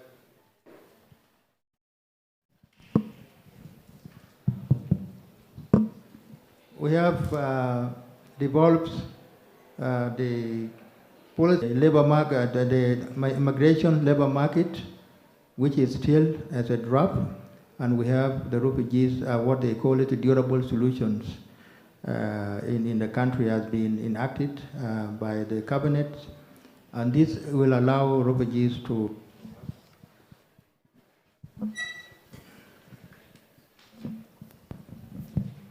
I'm very sorry for the technical hitch. I hope someone is. So, in terms of legislation, South Sudan is good in terms of legislation and inclusion of the refugees into national services. We have also issues to learn access. Most of the refugees are farming, especially when you go to the refugees hosting counties like Maban in the north, and also in western Equatoria. You have refugees given as large land by the local authority. They are doing farming. So this work well with the refugees in the country. And access to market. In fact, we learned that the refugees who are coming to the country are at advantage to South Sudan, because majority of the South Sudanese never know how they conduct their markets. Most of the people are rural backgrounds, and so the refugees who are coming, especially the Sudanese who are coming from Sudan. If you go to Juba, you see they open their restaurants. They are controlling market like the Konyi. They have their shop, and these shops they are regulated by the government. They are giving a work permit to conduct their businesses. The same to those who come to South Sudan as professionals, especially the doctors. Those who are professors, we have employed over 60,000 Sudanese doctors. And in fact, they opened their clinic in Juba, in Wau, in Bor, in other areas. We did the assessment to, and be able also to engage them as a government and the UNHCR, who is also supporting the assessment of the people who are coming, who have professionals to be given. The same to the university, the professors to the universities. Some are teaching at the University of Juba, University of the level of where they are. The level of where they are, the access to market or the market development is fragile. So sometimes it's very difficult. You get the refugees who actually have their produce. They are laying there without taking them to the town. And this is one of the key. The other challenge is the insecurity in the country. South Sudan, we know in the regions that we are not yet stable, especially in political. And political instability also affects the refugees in one way or another. So these are the things that are, hindering the movement of the movement of refugees. But the freedom of movement is enshrined in the law, especially Refugee Acts, the Kampala Convention, and then the 1951, which actually embodied in the Refugee Act. So I will stop there, and if there is another round, we'll be able to talk. Thank you.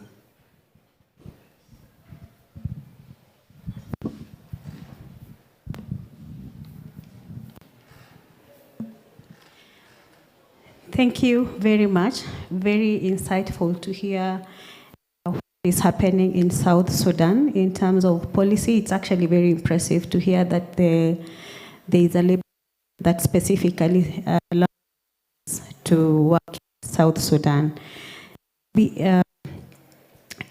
Following that, and the next question is to Mr. Khalif from the Department of Refugee Affairs.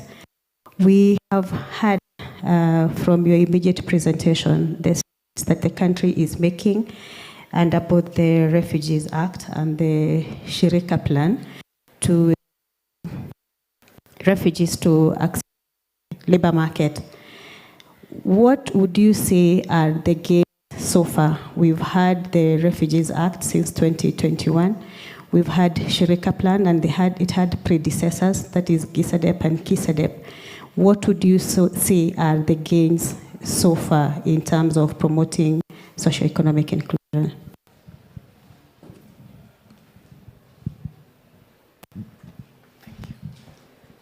Thank you, Catherine. Thank you for the question. Well, maybe before I give you the answer to the question, it's important to understand where we have come from as a country also. I know Uganda and South Sudan have different laws, 2006 and 2012, I think, if I'm not wrong, respectively.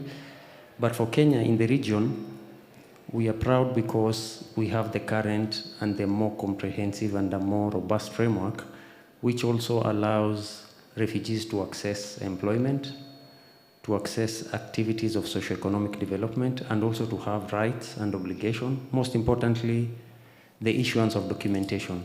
There's not going to be access to labor markets without documentation.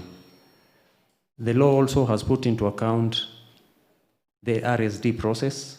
Initially, the law was silent on that, the 2006 Act, but currently the 2021 Act mandates the government to ensure that the refugee status determination is concluded within 90 days so that refugees can access the documents so that they can access the labor markets.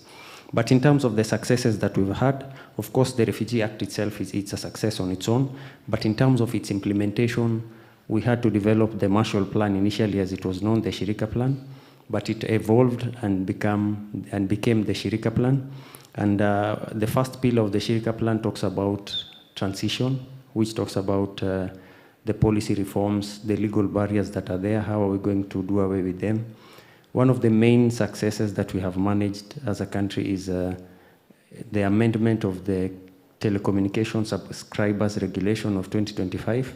We have managed to include the refugee identification card as a recognized document for refugees to access telecommunication services, including M-Pesa. But there's a catch with M-Pesa. M-Pesa is regulated by CBK. So the refugee identification card must be a KYC document under the Proceeds of Crimes and Anti-Money Laundering Act.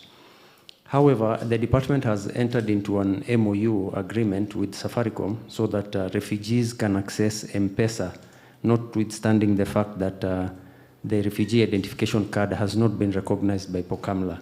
So for that reason, we are trying to see how we can make all the service providers, including the private sector service providers and the public sector service providers, on recognition of the refugee identification card.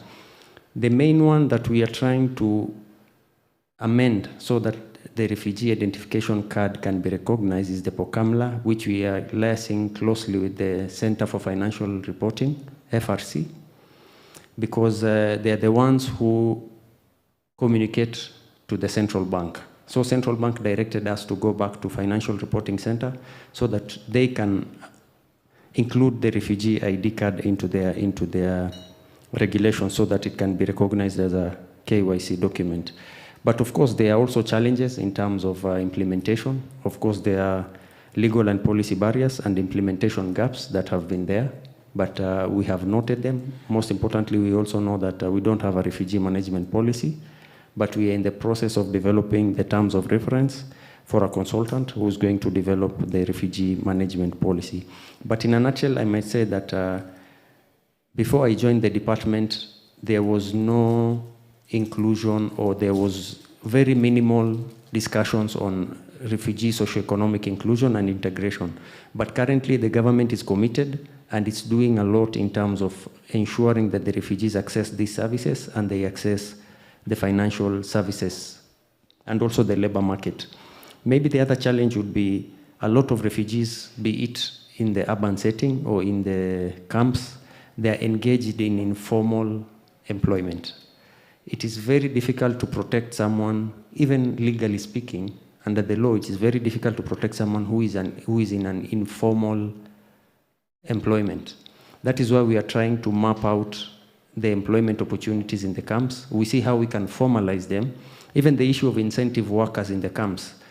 Critics have argued that it is also against the constitution and also in contrary with the employment laws. We are trying to see how refugees can also be incorporated into the formal sector employment so that the international labor standards in terms of employment, fair wages, fair working conditions are implemented. Thank you.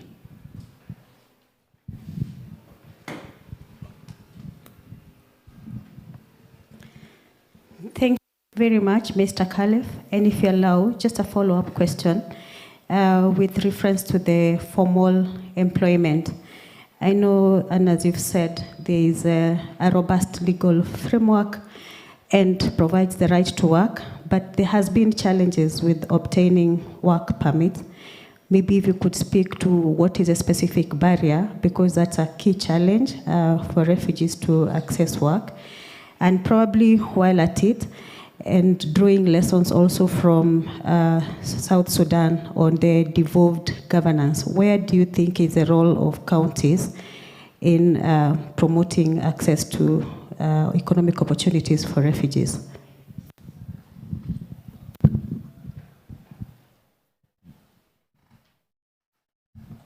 Thank you, Catherine. Of course, the work permit we have had with great concern from refugees and also from NGOs that are trying to give job opportunities to refugees, that the process is very cumbersome and a lot of bureaucracies are there.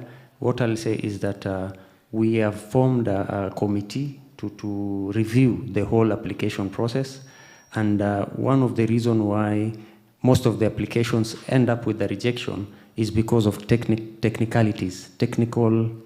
or procedural technicalities. You'll find that in the application form, the applicant may be filled somewhere they are not supposed to fill in the form, or maybe they have not attached proof of employment from the employer, so it becomes a knockout on technical procedure. So what we are trying to do is that even the form itself, the way it is developed, the form itself, it's a bit complex for a refugee to make that application. And that form initially was tailored for Kenyan applicants or foreign alien national applicants. So we are trying to see, we have done a recommendation and a legal opinion to the State Department of Immigration and Citizen Services to see whether the process can be, the bureaucracies can be reduced. If not, we see whether we can amend the Kenya Citizenship and Immigration Act, its regulations, to see whether we can include a new form where it is very easy for refugees to fill, and also we reduce the bureaucracies. We have some terms of reference and guidelines that we might be able to share once that is approved. But the issue about work permit, we have noted with great concern on the not only on the delay, but also on the number of rejections that are there. And it is not rejections based on substance or merit of the application. It is based on technical procedure. So if we look at your application and we find out that maybe you never attached whatever was required, or maybe you filled the form where you are not supposed to fill, that is a technical knockout. We don't go into the substance of the application. That is now why we want to do the reforms to ensure that the process is reduced and it becomes easier.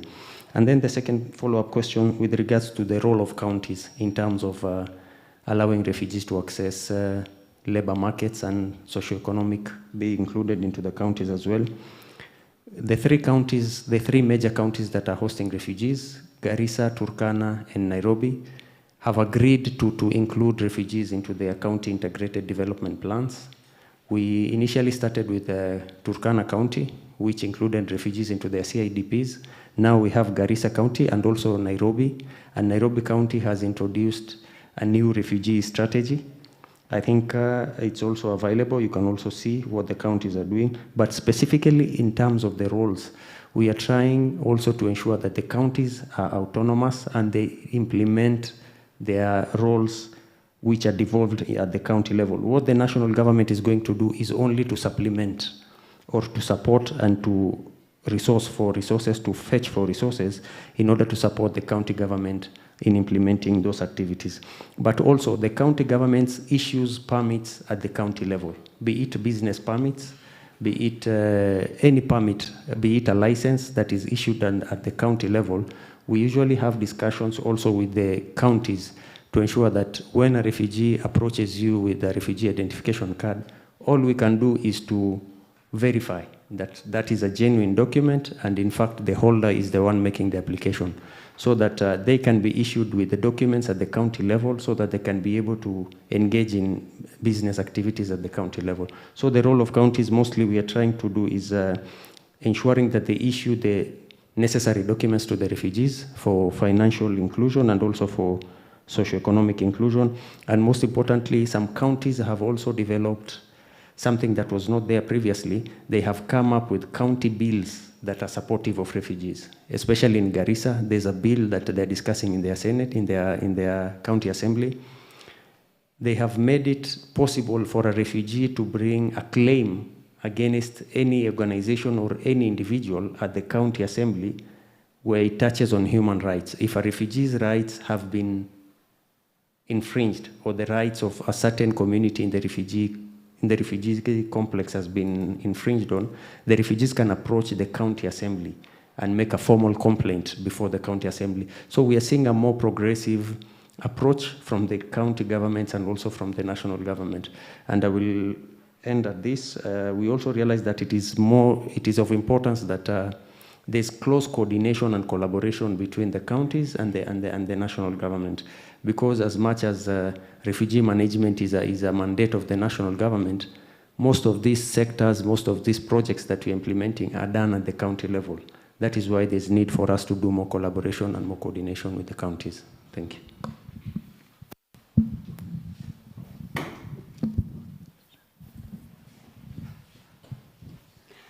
Thank you, Mr. Khalif, for those insights. And following straight after your presentations, I would like to present the next question to Mr. Osman from the Kenya National Commission for Human Rights. We've had, particularly in the case of Kenya, because I think that's where you would best be able to speak to, we have rights provided in law, but we have challenges in actual realization. So I would like you to tell us, from a human rights perspective, where do you see the biggest gaps in promoting economic opportunities, access for refugees, especially with that background that we have rights on paper, we are not able to translate them to actual gains, for instance, the work permit. So what does that say in terms of discrimination, due process, and actual realization of the rights provided?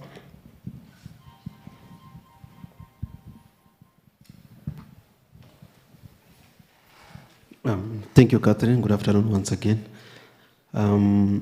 So where do I see as the biggest gap in terms of socioeconomic inclusion by refugees? In my own estimation, having interacted and in the past 2 or 3 years in this conversation, I will say the biggest challenge that we have as a country is weak enforcement mechanism, and of course administrative barriers. And I will just give a deep dive into these two concerns that I just pointed out. Number one, on weak enforcement, I think we can all agree here. Maybe some of the panelists, Khalif and Catherine, can attest to this, and also some members in the gallery, that we have very beautiful laws. In the morning, I think Khalif just touched on some of the certain sections on the Refugee Act. And of course, we also have the international framework that touches on matters of refugees, the 1951 conventions, the OAU conventions, and all the other relevant conventions that we have assented to. So as a country, we don't lack any law when it comes to matters refugees, and in particular on the right of refugees either to engage in wage earning employment or enterprise or any profession. Now, our biggest problem has been how to enforce all these provisions and make them a lived reality. And with regard to that, I'll give an example of what we have done so that it can also answer the question as to what is the biggest gap as far as the realization of socioeconomic inclusion of refugees is concerned. In July of this year, the Kenya National Commission on Human Rights, together with Kituo cha Sheria, filed a constitutional petition, that is petition E554 of 2025 at the Milimani Court in Nairobi. So what this petition seeks to achieve or seeks to address is exactly what we are gathered here to do. What is the problem with socioeconomic inclusion of refugees? So basically at the heart of that petition is the whole issue about work permits and how work permits and administrative barriers have disenabled refugees not to access work as they should, because it's a constitutional guarantee and also provided for under the Refugees Act. So one of the problems that we managed to flesh out under the petition, which is concretized, is this whole issue about the work issue, the permit issue. So under the law, for instance, if I just may give an example, under the law, what happens under the Kenya Citizenship and in Immigration Act, otherwise abbreviated as KISA, is that any non-Kenyan who enters the country and intends to either operate a business or engage in wage earning employment must have a work permit. Failure to do that attracts a penalty, either in terms of a penalty that is 500,000 or imprisonment of up to 2 years. Both the person employing and the person being employed. So in this case now it will be the refugee. So in essence, it's a criminal offense to work without permit. That is number one. So number two, for a refugee who wants to particularly engage in wage earning employment, they have to fill a certain form, the one that just Khalif alluded to. That form is very complex. So for any normal average refugees, it's very difficult to fill out that form, of course, unless you have a bit of an assistance from either aid organizations or refugee-led organizations, of NGOs, or even from ourselves. That is number one. Number two, which is even more critical for us, is that these applications, one of the requirements is one, you must get a recognition letter from the DRS. So DRS also have a role, but it's more peripheral. So you must get a recognition letter from DRS, UNHCR, and also the employer. So the employer has to write a recommendation letter, which will form part of the application. And the employer has to justify why this refugee is being employed, or what special skills is this refugee bringing into the organization, which a normal, average Kenyan cannot provide. That is one. Number two, once this form is filled out and submitted, we have a committee known as the Work Permit Determinations Committee under Section 40. So this committee basically will entertain this application, and ideally they should be giving a response within a particular period of time. So what happens is that the committee has its own procedures. So it regulates its own procedures, and that is a problem for us. So you have a committee under the law that regulates its own procedures. So there's no timeline, okay? So they determine that.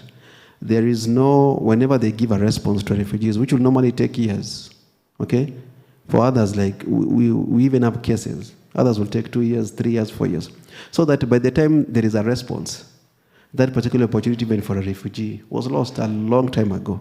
You can imagine if you're a refugee, you have been just given a letter of offer letter, use that offer letter to go and seek for that work permit, but by the time you get a response, it's way too late, okay? That is 3-4 years after that.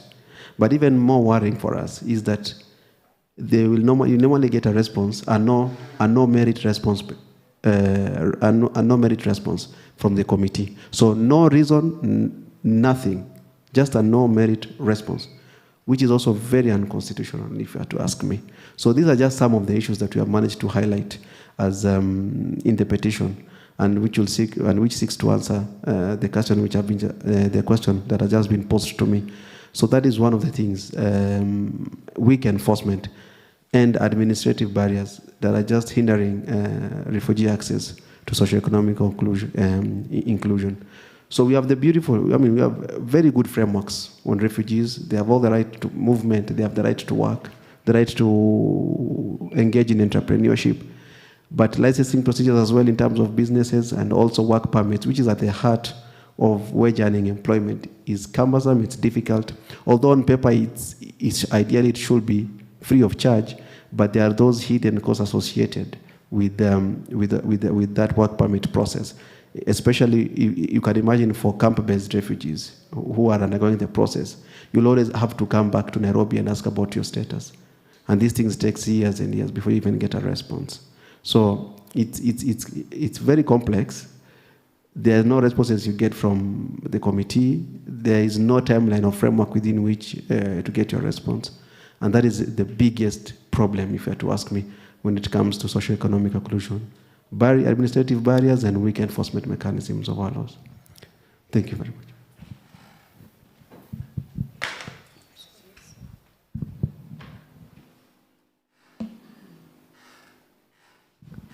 Thank you, Osman, for those very good challenges that you've raised in terms of weak enforcement mechanisms and also, accountability for the. Thank you. So, if I've understood your question, is how can the Commission, of course, as one of the human rights mechanisms, sort of will address. So, like I've pointed out, the Kenya National Commission of Human Rights is established under Article 59 with a wide array of constitutional duties and obligations. So one of those obligations vested on the Commission is that the Commission they have what these treaty bodies. The treaty bodies, one, they can offer policy directions, or they can assist in technical expertise. That is one. Number two, they can also serve as conflict or complaints mechanisms. They can also address those complaint mechanisms because that is what they do. They can entertain cases and also issue compensation and whatnot. So they can serve as as policy. Two, in terms of reporting, that ideally, I think that is one thing we can leverage as a national commission and as an HRI, that we can be reporting on the state's obligation as far as the right to work and also other rights for the refugees under the UPR framework, and to also offer access to justice in terms of entertaining disputes touching on refugees and offering the necessary remedies and compensation.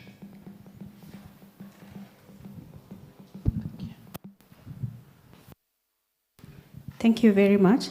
I hope the audience, you're still noting your questions. We'll very soon have a Q&A session where you can ask your questions to the panelists.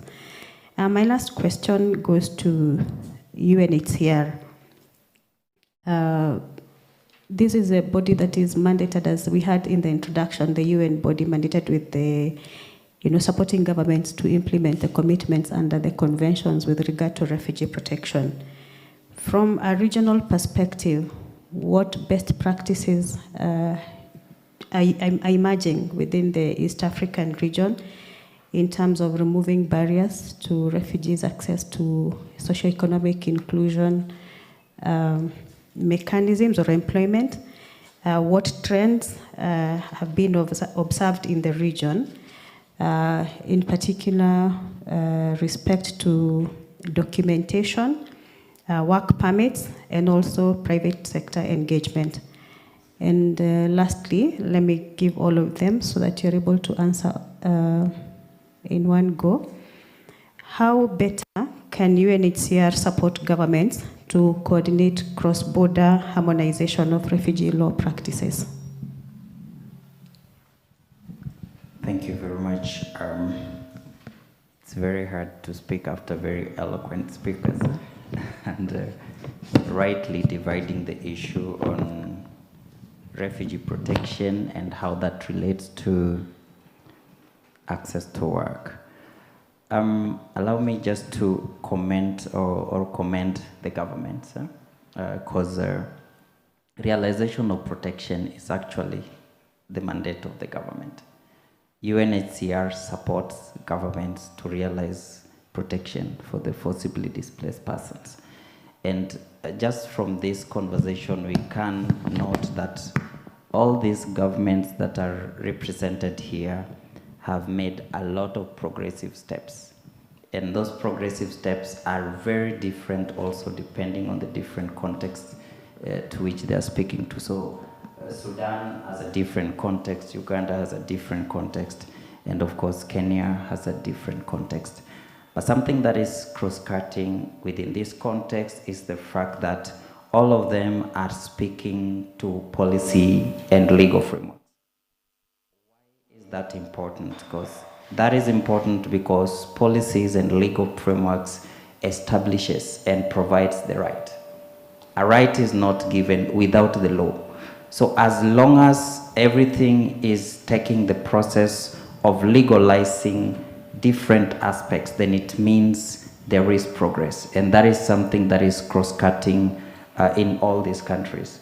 And for that, UNHCR has to continue thanking the governments for doing that together with the partners. We also note that across, again, beyond the holistic legal frameworks, you can literally hear the different countries speaking to different sectorial progresses that have been made. And that also means that realization of the different provisions of different legal frameworks is very progressive in terms of, and detects different trajectories depending on which are the low-lying fruits. And I think it's coming out very strong. Going to your questions, then, what are some of the trends that we can see across the region? Something is unique that South Sudan is here. Again, looking at UNHCR in Kenya, UNHCR in Kenya has South Sudan population. UNHCR Uganda has Kenyans, I assume, as refugees. And there are refugees from Uganda in Kenya. So what does this speak? We are dealing with an East African or a regional issue. And for me, I think what is really emerging from this is one thing that UNHCR notices is that we are all handling issues self-reliance or handling issues access to work in the different countries. But the fact that we are having one country hosting the other countries, we need to find a way as a region on how do we open the borders better so that actually the people who are hosted in different countries for different reasons can actually not be just there held, but rather participate in the building of the region. I think something that is also very, very much linked to that is the emerging regional cooperation conversations, the EAC conversations. So the thing is, how can now the governments that are seated around this panel literally support that conversation for it to come to a realization, so that that conversation is also very much pegged in terms of how do we solve the issues of the forcibly displacement that is affecting us in terms of EAC. But some other trends that I think I see, but also are emerging as challenges, is that Kenya, Uganda, Tanzania, and of course South Sudan and all that, all of these countries are struggling with high unemployment, which is a challenge. It's not only affecting refugees. Uganda, Kenya, and these other countries are struggling with high unemployment. What does that speak to? For me, that speaks to the fact that as much as we are facing unemployment for refugees, we have to face unemployment as a market. Because there is no market. I usually tell people there is no market for refugees. If you try build a market for refugees in in Kalobeye, in Garissa, you won't manage. A market has to be a holistic market because everyone comes into it. So what do we need to do then? For me, from my perspective, for us, beyond the documentation, beyond all this, we need to make those markets work. And the rising conversation around private sector investments or partnerships then must be enhanced because there is no stable or sustainable market system where the private sector is not engaged. So I think an emerging trend for me is the conversation with the private sector. It was mentioned by Uganda, it has been mentioned by Kenya. So that is something that we need to sustain. The issue around documentation probably for me needs to be strengthened because we are speaking all of us to documentation, but we're still finding real gaps when it comes to documentation. Documentations around work permits, around refugee identification cards, and even travel documents so that they can literally be recognized but also be produced within the right time. How can UNHCR support? UNHCR, as we did say, literally works with government. So we need to continue convening these conversations, work with other partners to continue convening very deliberate dialogue around finding solutions for the forcibly displaced. So convening for me, facilitating those regional conversations for me is key. Harmonizing our labor policies across the region for me is also very key. So that we can speak to labor policies or have labor policies that can literally speak to EAC as a market or as a trade region. And how does it promote access to work beyond just the refugees, but for all the East Africans? And again, another thing that I also think, and UNHCR is currently trying to do, is strengthening private sector partnerships.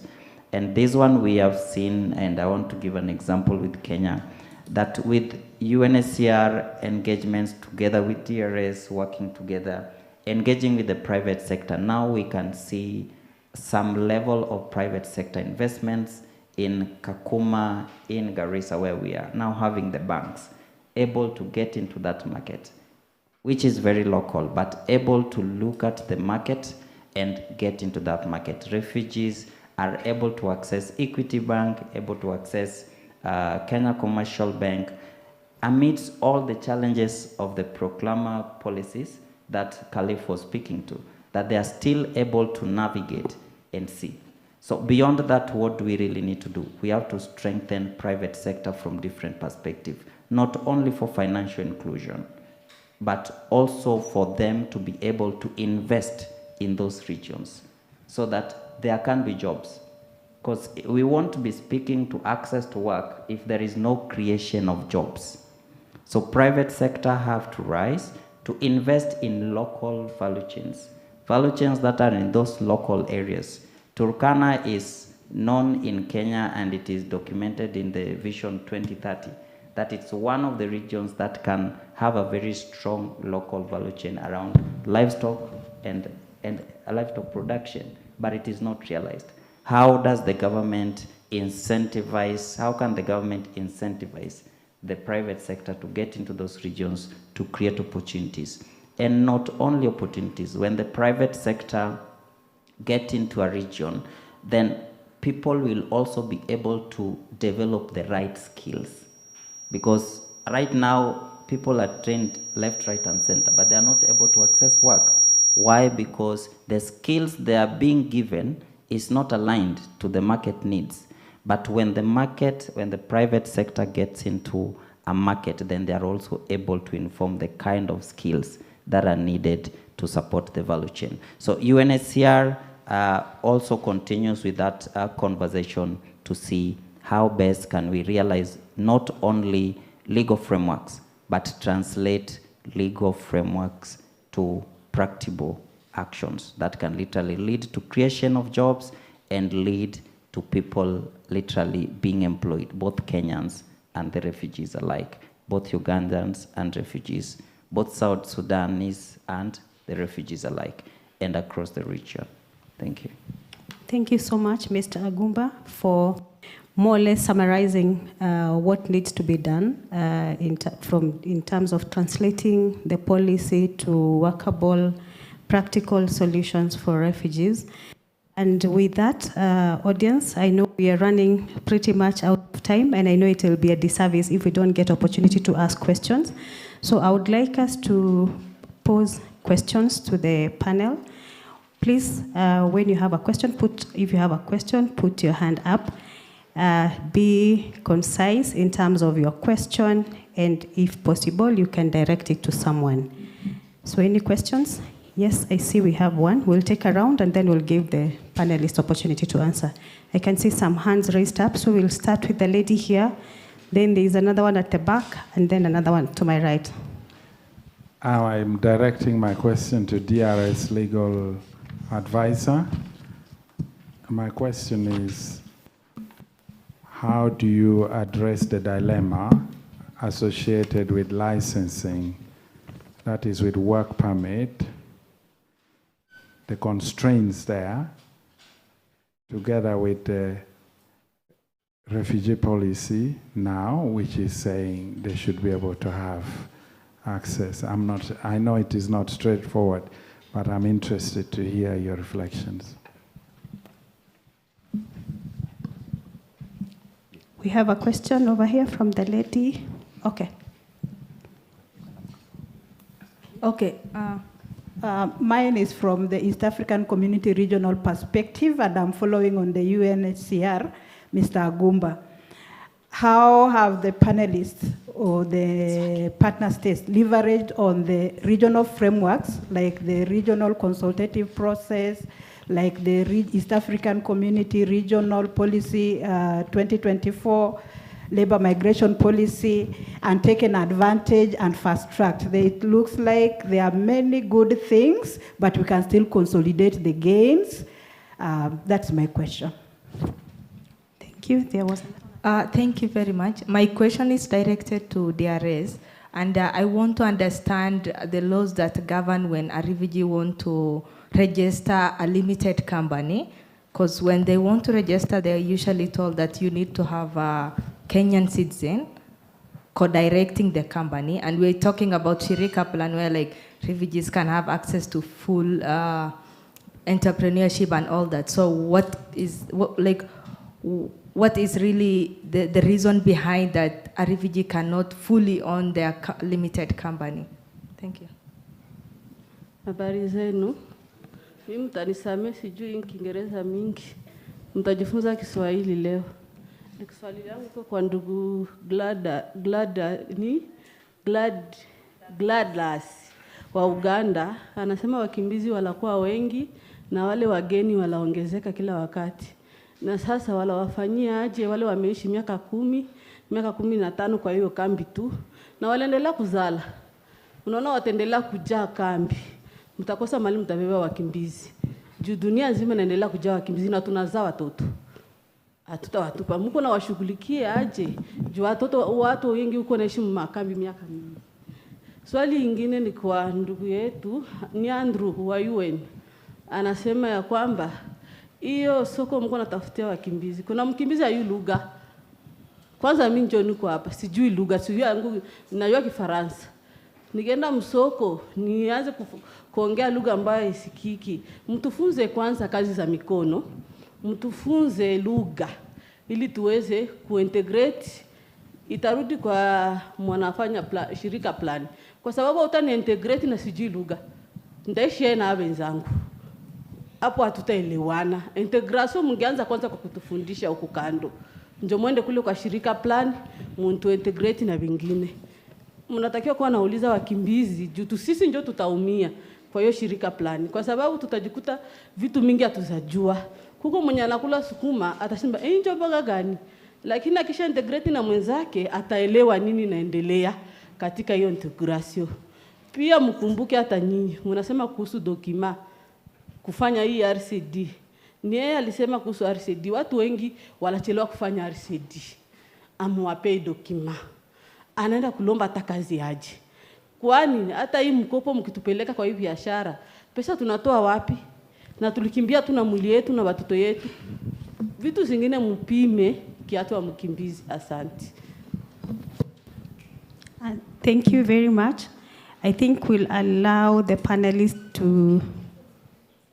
Okay. Maybe the last question before you answer. Thank you so much, the panelists, for the discourse that we've had.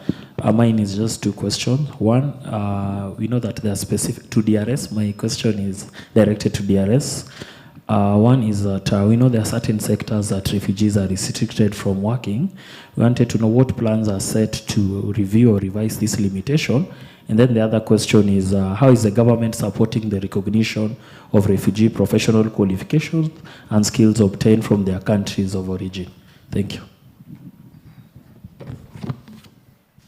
Thank you very much. Allow us to first answer that first round of questions, then we'll take one more round and then wrap it.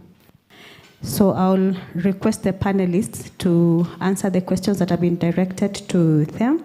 I think there's a one to Douglas, if you could respond to the one from the lady. You know, our Ugandan Swahili is limited, but I think I picked it that she's asking about solutions to long stays and protracted case loads of refugees and what we are doing or planning to do to them. I think overall we have these policies and of inclusion. We have these programs, but we are trying to align more better. You know, when you look even at our GRF projects, to put more focus on refugee livelihoods, you know, to put projects and to what will put money into the refugee hands. And I think that has been missing because all our partners were giving aid, handouts, and food. Food has been cut, you know. So we need to empower resilience and focus on self-reliance of refugees, even long stayers. In terms of durable solutions, definitely we don't see repatriation in some of the case roads very soon. We also see closure of the resettlement window in terms of third country options for durable solutions. In our own context, when it comes to legal integration and naturalization of refugees, very limited options under the law and the constitution. So we have to empower refugees to peacefully coexist as long as they're in Uganda. And from this discussion, even at the regional level, I see different perspectives and different approaches from every country. For example, in our context, the work permit is free of charge. There are issues around it, but not as complex as what I'm picking from Kenya. You don't have to prove ABCD. It's a free work permit, but especially targeting more people who are in the formal employment sector. And the only issues there is when we are dealing with different entities when it comes to this, is to have refugees have a seamless processes. How many centers, how can they access? They have to come to the center right from the regional or where they are settled and so forth. So we are trying to what is missing and what will help the refugees is we have to have a coordination mechanism with different entities. When you see with government, every entity is trying to do its mandate and sometimes becoming a barrier. They have to come to a realization that a refugee is a protected person by the state itself. A refugee is not a foreigner generally in the same circumstances. And that realization is sometimes missing within different government departments. Because first of all, you have the one who is protecting that person. It's the state. The state actually should be feeding the refugee. And that's why you grant them asylum. But then if you put on these restrictions, then whom are you leaving this refugee to? It should be you, the state. So you should empower the refugee to work in a seamless way. If you want to document which sectors they are in. And that's what we are trying also to deal with our different ministries, departments, to ensure that we capacitate the refugee to work, because these options for now of third country resettlement or going back home are not being foreseen in the near future. So all our programs in the dwindling financial aid should be focusing on empowering the refugee to have money in their pockets. And that's how I can answer. That's what we are doing. Thank you. Thank you very much. Mr. Agumba, to answer the question directed to him. Maybe you could also speak to the question that was raised about immigration and how that will affect participation in the labor market. Thank you. Thank you very much. And there were two questions. One I have deferred to Halif because it's very country specific. And then I'll just speak to the one on language. I really appreciate that question because the answer came from the Uganda presentation, and I noted it down. That what Uganda does, they have, did you say a program that is language program that is over 1 year? 18 months. So it's real, and I think for me that is an example of what is already working. And I have always, in terms of enhancing employability, there are the core skills that one needs, and there is what we call the micro-credentials skills. And micro-credential skills are what she's speaking to. Language, soft skill, communication, and all that. And when micro-credential skills are not enabled, then you don't effectively handle the barrier. So this is well noted, and I think it's one of the things we are currently working on very closely in Kenya with ILO and the relevant government departments to see how can one of the entry points of integration, or immediately when a refugee comes in, they are also supported to understand the language, because it doesn't only support economic outcomes, it supports education outcomes, it supports other different outcomes. Because when I present myself to a doctor and I'm not able to explain what is happening to me, the doctor won't diagnose me well. When I go to a class and I am learning, I'm not able to understand the language of instruction, then the education outcomes are affected. So language integration is literally cross-cutting towards developing the whole human, and for them to literally be able to integrate it well. So I think this is well picked, and this is something that I believe we can work very closely with DRS to see how do we streamline it in the process of protection outcomes. Thank you. Thank you very much. Let's pass on to Mr. Khalif.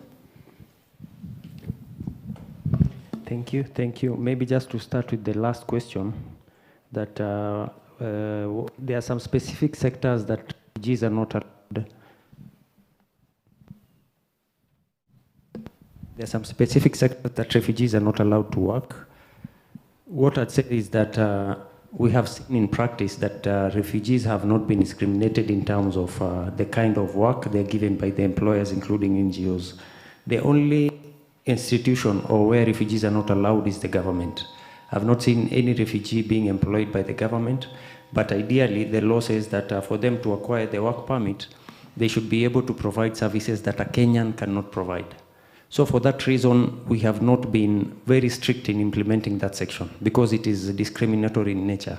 What we are doing is that if a refugee has the qualification and an NGO or any other partner wants to employ them, we only look at the credentials and the application of the work permit. We don't go into the nitty-gritties, why did you not employ a Kenyan? Of course, we sensitize the NGOs also. There's need to strike a balance between refugee employment and Kenyan employment, especially the refugee hosting counties.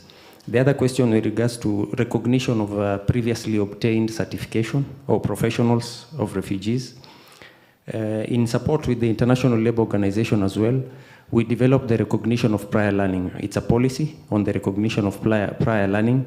So whatever qualifications the refugees might have obtained from the country of origin, they are equated to whatever status it is in Kenya, and if there's need for them to do more so that they can be certified by the Commission of Higher Institution, they can be now told to do whatever is required for them to be certified. But if a refugee, let's say for example, has a skill in terms of nursing from the country of origin, it is able to be equated to what current status it will be in Kenya. So there's that recognition of prior learning policy, which recognizes refugees and their qualifications from the country of origin. And then the other question was with regards to private limited companies. What law governs registration of companies by the refugees? Of course, it is the Companies Act 2015, and the same way foreigners cannot be able to own all the shares in the company. There must be a Kenyan who owns at least minimum of one share in the company owned by foreigners or refugees. For the Companies Act, it is one of the laws that we have mapped out for amendments because the BRS, the Business Registration System, does not also recognize the Refugee Identification Card. So we have also mapped out that. We have already written a letter to the DG of Business Registration Services. We want to engage with them so that we see how refugees can also register private limited companies. Currently, refugees can only register societies and community organizations under the Community Groups Act. So that is a discussion that is ongoing. And then the other question was with regards to the dilemma that we have associated with the work permits. We know it's a challenge, and also because of the lack of the policy. You know, refugee management policy would be able to tell us what is the government's objective with the refugee management, the future objective. It gives us the future intent of what the government plans to do with refugees. Lack of that refugee management policy makes us not have a clear direction on what the government specifically wants for refugees. But with regards to the work permit, we are trying to see how we can reduce the bureaucracies, and that is why we are part of these meetings, the regional meetings with IGAD and EAC. We want to learn from the good practices that are done maybe in Uganda, South Sudan, and Ethiopia, so that we can incorporate the same. And I'm happy to hear that if a refugee is recognized, they only apply for the work permit, that there is no requirement for them to put proof of employment. The only difference is that we request for the proof of employment. And the same way in Uganda, in Kenya it's also gratis. We issue the work permit free. No payments are attached to the work permit. But it's also an ongoing discussion. Hopefully we get to approve the legal opinion and the advice or the opinion that we wrote to the department so that they can reduce those bureaucracies. And maybe if I can add also with regards to the language barrier, I was in Dadaab for the Shirika Plan public participation. There was a refugee who was taking part, and he's from DRC, and he has small children, so he was complaining that when the kids go to school, in the evening they come and they sing songs in Somali language. The kids, when they go to school, the teacher speaks in Somali. So you can see how the language barrier is affecting even the kids themselves, not only adults, but also the kids. There are some programs that we have tried to translate to French and also to Kiswahili, but in terms of language barrier, that is why we have separated the two camps. In Dadaab, we host refugees and a few of other nationalities, but mostly the refugees in Dadaab are of Somali origin, because of the cultural differences and the language barrier. you'll find that in Dadaab, integration is more or less than 80% because the language is the same compared to Kakuma. Kakuma, the politicians were saying that as much as there's language barrier, there's also culture erosion. They're saying that our culture is being eroded by the presence of refugees. So there's need for us to do a lot of sensitization and a lot of maybe support in terms of language barrier. We see for those French-speaking countries, whatever document we develop, we can have a translator to also do it in French, so that they can also feel that they are part of the progressive reports that we are doing. That brings all the member states together, and we decide or we make deliberations on what are the challenges. Kenya has leveraged, of course, it is a commitment of all the member states. Some states are ready and they are readily available and committed to implement the frameworks, but some states are very reluctant. The reason why the regional progress is not also there is because of commitment by the member states. You find, like, I don't want to mention names, some states are not even part of the refugee protection policy within the EAC and the IGAD member states. So I think for that, it also touches on the representatives from Uganda, and also once we look at that from a wider point of view, because the IGAD member states are 8 member states. EAC, I think, we're also around 7 or 8. The majority of refugees from East Africa come from East Africa. And they are hosted in East Africa. So we are the producers, and they are hosted in East Africa. So we are the producers, and we are the host of the refugees within the region. And the challenges are not different. Whatever challenges Uganda faces in terms of refugee management, most of them are also the challenges that we feel here. A quick photo session here before we head for the break, and then for everyone else, I think in this room, we'll be having one upstairs as we are heading to the lunch area. So the lunch area, of course, will be where we had the tea break.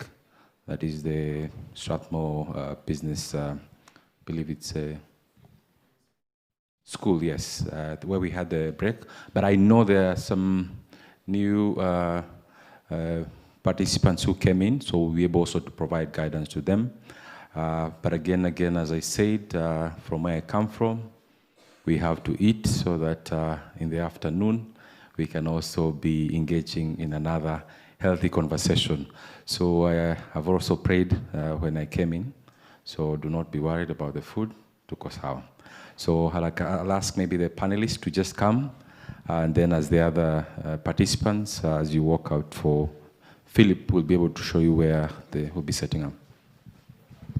The group photo is being taken on the steps at the entrance of this building. On the steps at the entrance of this building, just before we go for lunch. So Philip will be guiding the group, but for the panelists, please just come for a quick photo session here.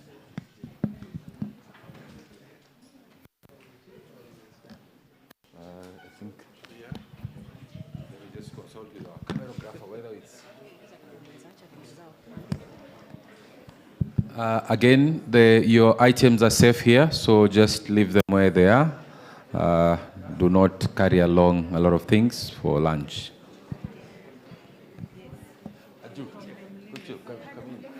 So guide us. So are they sitting? You want them standing? So they just stand.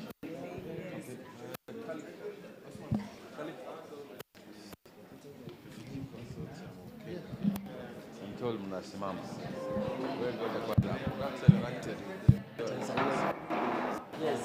How are you? Hello. Happy to see you. Yes, I can.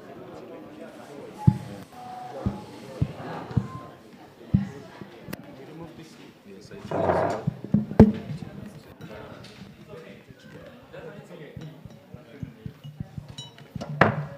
Wacha imalize hapo session. Iko sawa?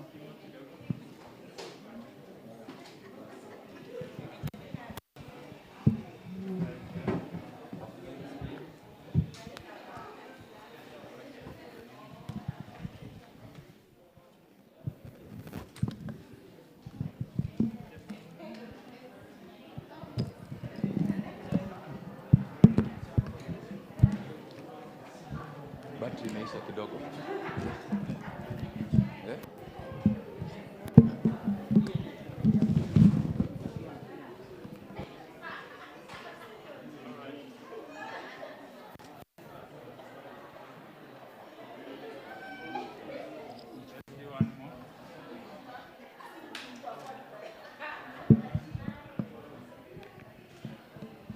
got it one on your phone. Let me just help him hold kidogo. Don't worry, photos will be shared with you before the day ends.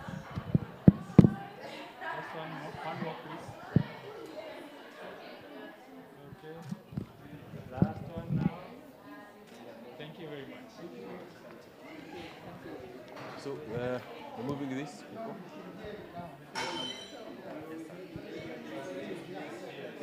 Yeah, it's safe, it's safe. You're safe here. We'll make sure everything.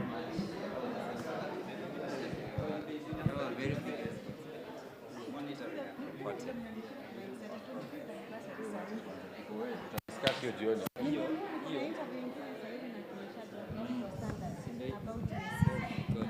Malizana na hiyo na kuhack juu inafaa nitume leo, edit inaendelea hiyo documentary.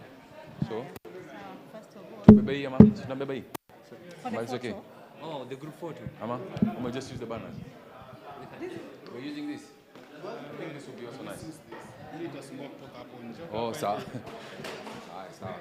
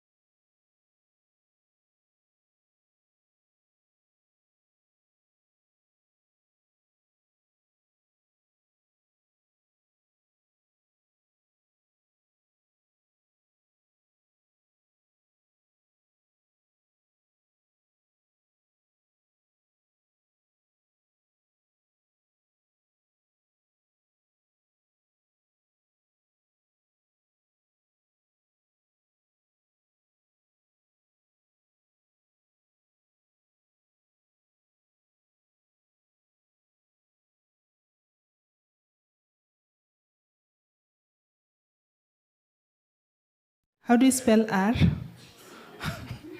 Do we have RCK in the room? How do you spell R? Can we try R? Okay, I'm looking at Catherine for directions.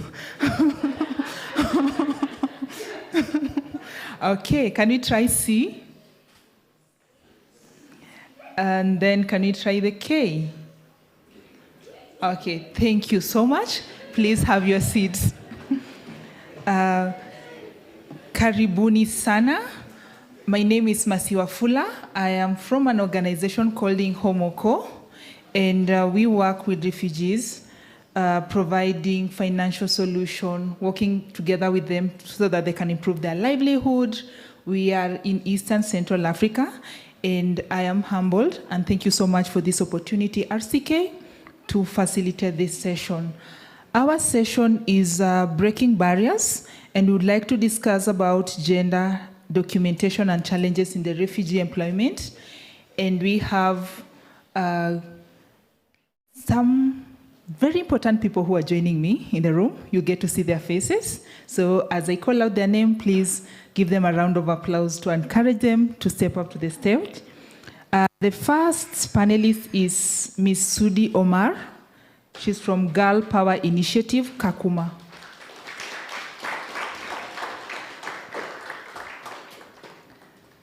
Thank you so much. Karibu sana. We have Mr. Paul Juma representing the Kenya Ministry of Labor.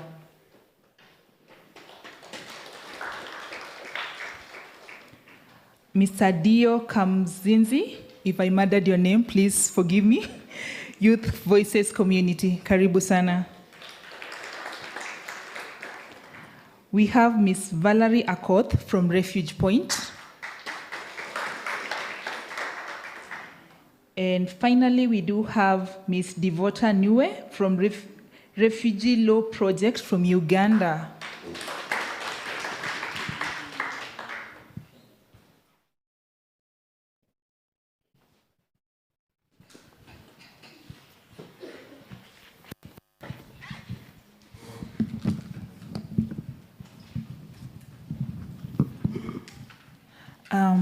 Thank you so much.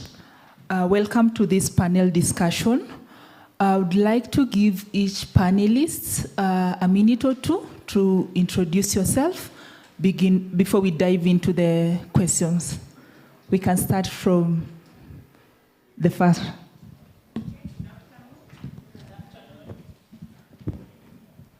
Good afternoon. My name is Devota. I just want to correct the affiliation. I did work with Refugee Law Project before with Dr. Pius, but I'm with the World Refugee and Migration Council with the Secretariat, and the World Refugee Council, World Refugee and Migration Council is a think tank body that looks at finding solutions for the global crises in the world, and the headquarters are in Canada. Thank you.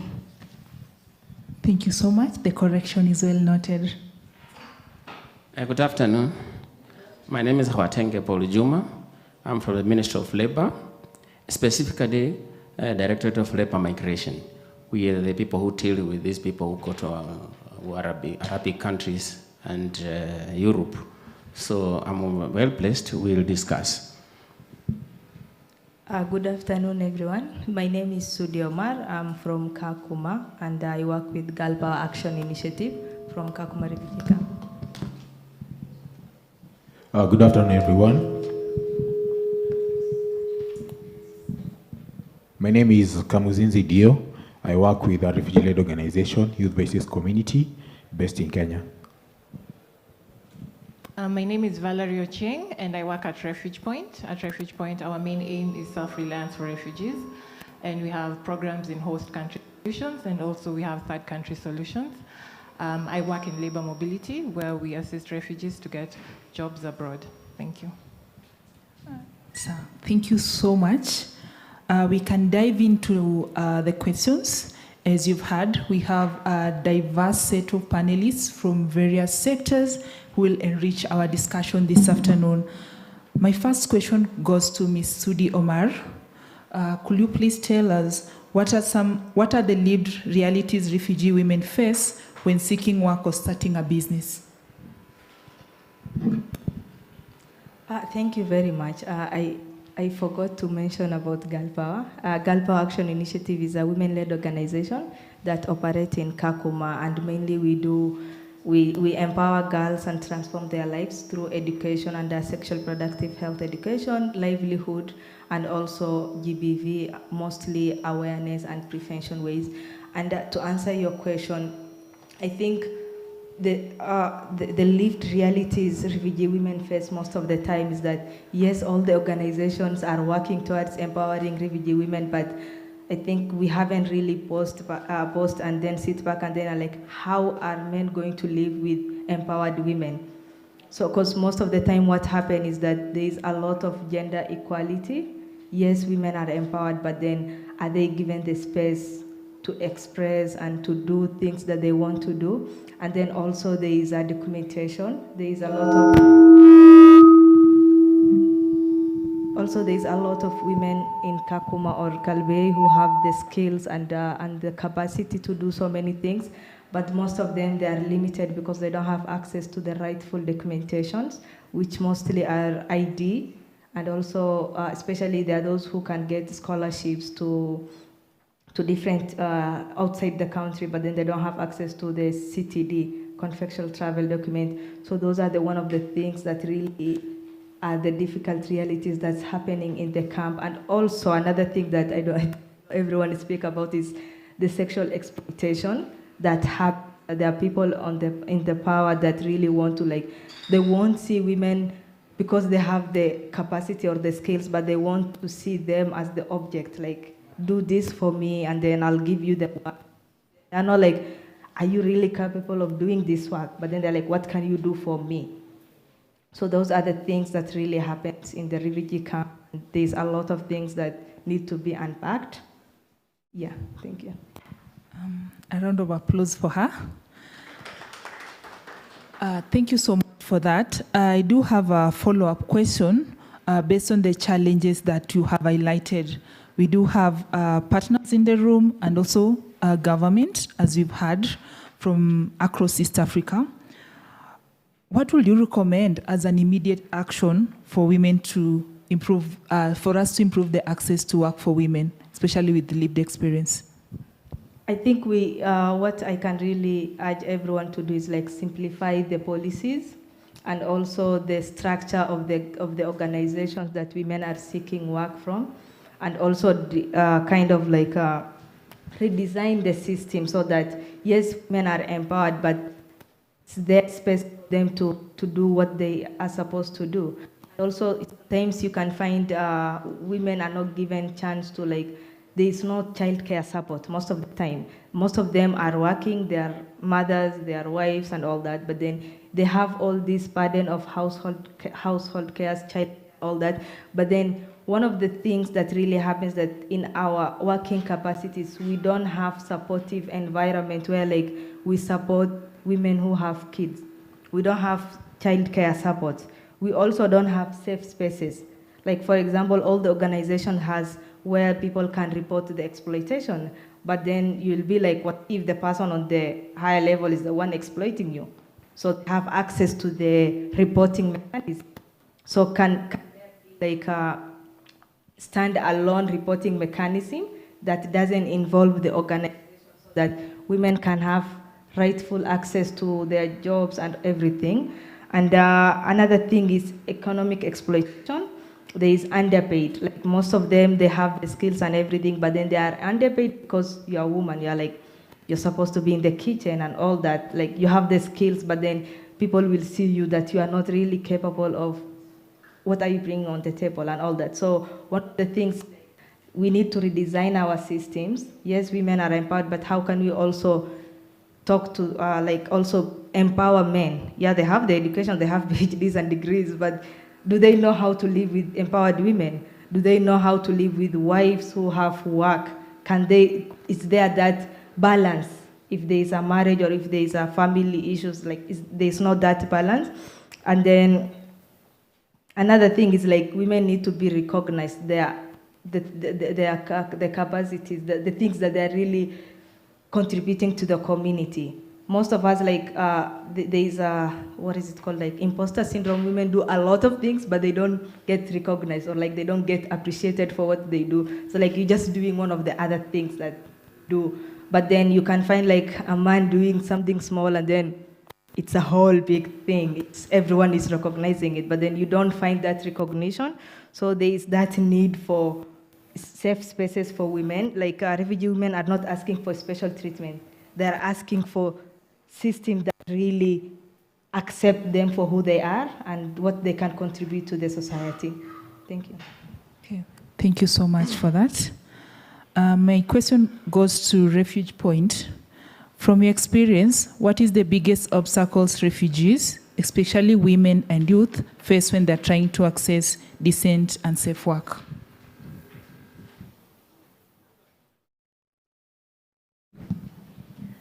Thank you so much. So what we see with labor mobility is that one of the things that someone needs to have in order to qualify for the program is that they need to have work experience in Kenya or work experience in their home country. So as we have been running the program, we have actually come to notice that unemployment of refugees became a big barrier to the program. So some of the things that we have consistently seen as we have been working in the program have been access to documentation. So the work permit issue keeps coming up. We see that they're very good skilled refugees, but they're unable to work because they do not have the work permit. And we also see that sometimes they do not know how to get the work permit. So that has also become an issue because there's no awareness. And when we go to the employers who are going to employ them, we see that they also do not know that refugees are able to work. They do not know how to access work permits for them. So we see that there's a great need for more awareness on the Class M work permit. Another barrier that we see is that sometimes the skill alignment is not there. So you find that education is very specific to where you are. So we see that some refugees who do have education from their country of origin, the skills that they've learned, though it's in the same occupation, it does not align with the international job markets for labor mobility, and also does not align with the job markets of what is required in Kenya. So they're unable to fill in that gap, which is why we're very happy to hear about the prior learning certification, which is ongoing, because what that does is that it also amplifies their skills, and it shows as much as they do not have maybe specific skills in one area, there are ways that they can then upskill in order to reach that area. We also see that there's been an issue of prior learning recognition. As much as the program is ongoing, we have learned that for more skilled refugees, higher skilled refugees, the process is not the same. And so you find that there are financial barriers because they have to pay CUE for all these assessments to be done. And sometimes if someone has not worked in a while, then they will not have the money to actually go through the whole process on their own. We see that as one of the barriers, but it's something that maybe we might need to also create more awareness on, because you also see that refugees sometimes are not aware that there are assessments available to them so that they are able to get the curriculum equivalent of what is expected in Kenya. So that's another issue that we see. Specific to women, one of the biggest issues that we have seen is the cultural barriers for women.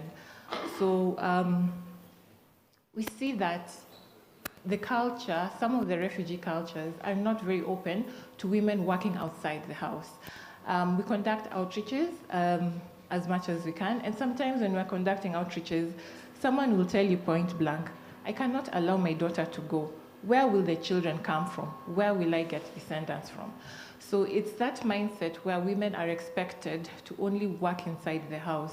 And it's very sad because sometimes we meet candidates who are very highly qualified, but along the way, they can't work outside the house. So you'll find someone has done a bachelor's degree, but they're unable to do their internship so that they can graduate because they have to work outside the house. So this is a highly skilled person who does not have work experience and who is experiencing many barriers, not just because they're refugees, but also from the cultural aspect. So maybe more awareness on the fact that women can work outside the house and still work inside the house. As mentioned by Sudi, another barrier we see with women is the issue of childcare. And not just childcare, but also childcare for children with special needs. So at Refuge Point, we also have a livelihoods program where we're able to grant refugees and they're able to start their own businesses. And one of the things that we have seen is that when women have children with special needs, it becomes very difficult for them to run those programs because we do not have ECE centers or learning centers that will take care of these children. So what happens is the mother always has to go around selling things with their baby on the back.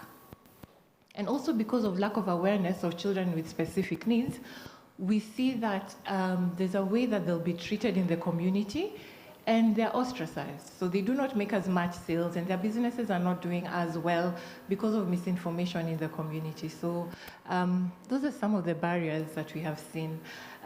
With labor mobility, I think another big barrier, which I will speak a little bit about, is the issue of documentation. When refugees flee, they don't necessarily flee with their certificates because you're running for your life. So you're not remembering, I have a degree hidden somewhere under the bed, I need to go and get it. So we see that that is something, a barrier, but as Refuge Point, we work very hard to try and advocate and find ways of also explaining some of these things. So if somebody doesn't have a certificate, but they're able to, depending on the country we're working with, different countries have different assessments. If they can pass that assessment, then that makes it easier for them. For single mothers, we also have the added barrier of having to get custody issued letters for them to live with the children outside the country when they're going for labor mobility. So they have the job. If they're going through probably EMPP, they already have their permanent confirmation of permanent residency. But to leave the country with the children, they still have to go through a long court process to ensure that they're the mothers of the child. And this is also a safeguard against human trafficking. But sometimes the processing can be very long. Yes, I'll leave it at that. Thank you. Thank you so much.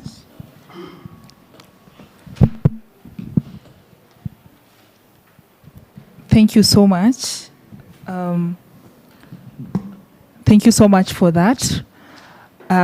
Picking on what Ms. Valerie has just mentioned, we would like to hear from Ms. Devota from Uganda. What will breaking barriers in refugee employment practically look like, specifically either from an organizational point of view or your country, the way you view from your experience in Uganda? Okay, thank you. So in terms of breaking the barriers for women, first of all, is one of the biggest issues is documentation. So in Uganda, most refugees have national IDs, and this has helped them access loans and even access even mobile money registration, because all these are avenues for women to get paid. So when it comes to documentation, it's very important. But I have to say one of the barriers also is for women living in the refugee settlements. They have refugee attestations, and then they don't necessarily have IDs. So that can be a barrier. But when women have documentation, that has been one of the key things that women have used to overcome barriers to access. And then also, I just want to talk about language barrier. As Pius mentioned earlier, when women go for English classes, they are able, because Uganda is an English-speaking country, so when women go and study and they get certificates in English, and also they go for formal sector education, you find that they break barriers for access to education.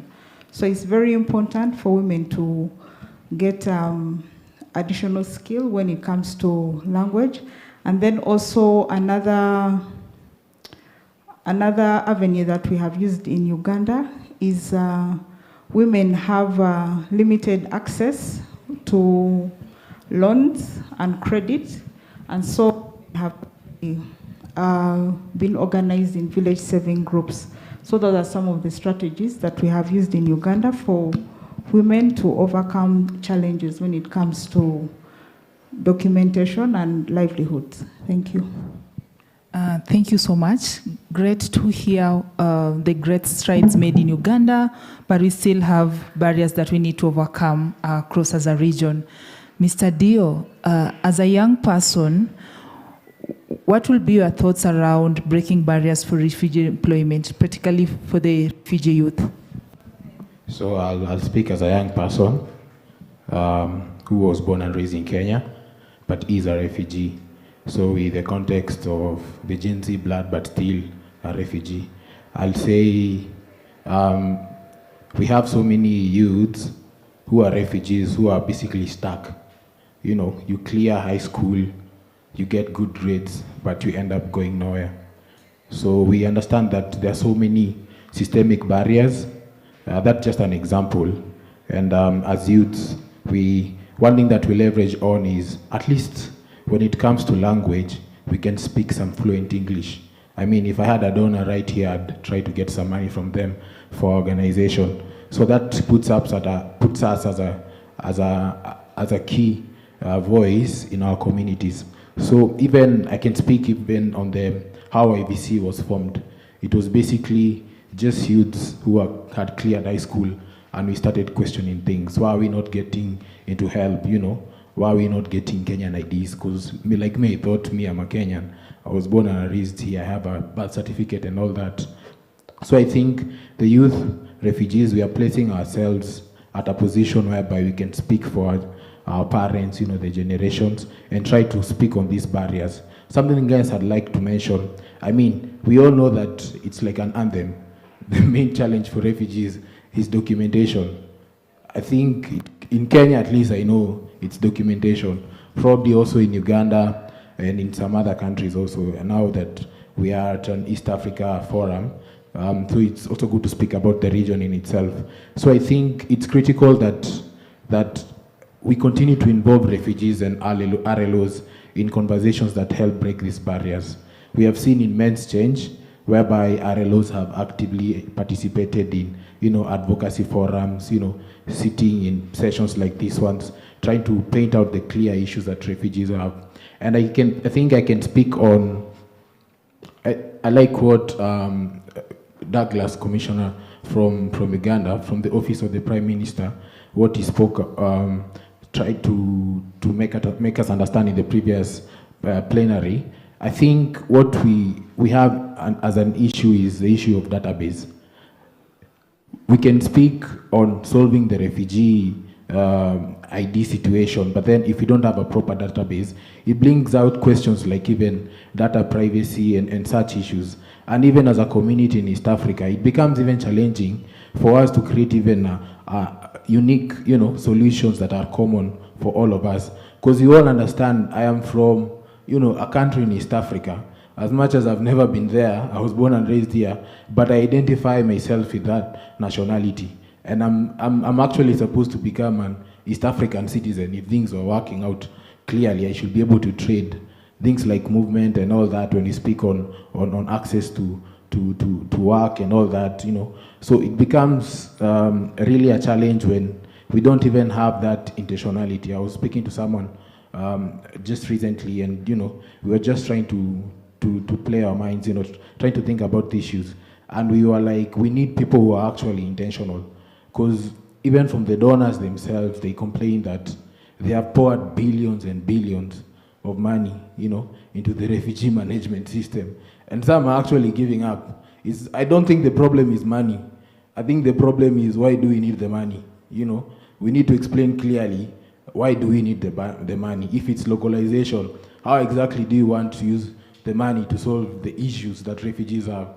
And I always joke around and say, the issue of documentation, if we actually have, it goes down to governance, you know, political will, and many other aspects that probably are beyond us, and maybe are probably more like we speak on interoperability of different departments, governments, even for us from the civil societies. But I think we can solve these issues if you are really intentional. I think I've been born and raised in Kenya. I've seen things work in 3 months. The Kenyans who are here, you had issues with passports. I think now you get your passports in less than 2 weeks. Am I right, or I'm saying my own things? So I think if we are really genuine, and if we also put refugees in this conversation, even this issue of documentation, I was giving ideas even to our RLO. We are a small refugee-led organization in Nairobi, somewhere in Eastlands. And I was actually telling my fellow colleagues that if we get someone who really wants to work on the documentation issue, because we know clearly from government, they have the intention, they want to clear out this issue. But the challenge is basically resources and other issues. I don't want to speak for DRS, maybe they can speak for themselves, but I am aware that there is a big issue on staffing at the Department of Refugee Services. So I think if we can all come together and decide to cook ideas and say, 2026, this is the issue that affects refugees, let's say in East Africa. We'll start with issue number 1. Yes, we understand that issues are varied and they're interconnected, but if we can work on that, I think we'll solve this issue in even 2 years. And also, not forgetting that we manufacture refugees, we host refugees, so there's also some deep matters that probably are beyond us, this conversation that need also to be addressed. Thank you.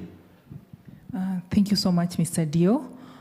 One thing that has come across as our panelists are sharing their ideas is the issue of documentation. And it keeps coming up in almost every forum you attend to when you're speaking anything matters to do with refugee rights, access to markets, access to services. Documentation is at the center of the conversation. I would like to bring in Mr. Juma from the Ministry of Labor. And documentation remains a major bottleneck. What coordination exists between the Ministry of Labor, DRS, and Interior to align the work rights with actual access? Thank you so much, Madam. In fact, let me echo on what they have said. Okay, we have that is a problem in Kenya, and we have the problem with the job scarcity across the region. This is an East African region. It is an African region. Like in our department, which is the Directorate of Migration, Labor Migration, we take out almost 400 people daily between Jomo Kenyatta International Airport and the Moi International Airport. These are the girls, most of them are girls. Our ladies we take outside the country to look for work. And what is the problem? Because the problem has been the men in Kenya, some of them, they have become very idle. They don't do much. So it is upon the woman, because they have 2 kids or 3 kids. Now they are not going to school. The lady picks up the challenge to go abroad and remit money so that they can feed and educate their children. So, but the very same girls, they are also employing the refugees, our girls from the other countries. Most of them are from Uganda, from the southern Sudan. They're employed by our Kenyans who are laboring abroad. So we give them kudos because they are doing a good job. On daily basis, more than 400. And on Mondays, Wednesdays and Thursdays, in fact, we can surpass to 1,000. So there's a problem, a challenge here. And so the thing is, we have a multi-agency body that was created by the CS for labor. It brings all the people on board, education sector, the DCI. We have all of them, even the RDC, they are there, so that we want to get to the bottom of these problems. How many our girls who are going out? How many are there being molested? And how many are there in the refugees? And in the refugees, like in Garissa, the problem is the men leave the camp, especially Hagadera camp, because it's next to Garissa. Hagadera camp, they leave to Garissa camp, they can work in the Garissa town. But the ladies are not allowed to. So those who are allowed to, they are just few. And they are picked by the ladies who are working outside. Our ladies who are working outside, who can come and maybe they do care work for them. And it is an issue, and it is being addressed when you look at our national care policy. We have paid care policy and non-paid care policy. Our ladies are doing work, but is it being paid? Is it being remunerated accordingly? Okay, like a housewife who is working, who pays her? And she's doing all the work. The money maybe could be bringing her some food, but the whole work is done by women. So we are doing this under the Mali agency, and we are being assisted at the county level by the gender sector working group, at that level which brings all the players at the county level, so that we can pick up from there. At the national level, we can gauge how are we doing, and what can we do to solve the problem. Thank you. Thank you so much, Mr. Juma. A follow-up on that, startling statistics about the movement of labor in Kenya. With the refugees, do you have any specific data, or do you have more insights for us in terms of the opportunities that refugees are accessing and some of the documentation issues that we've mentioned that are meeting refugees to access the labor market? I cannot be very privy to that information because we only work out of data. Because if we don't have the exact data, it is just what we see, and we presume it is being worked.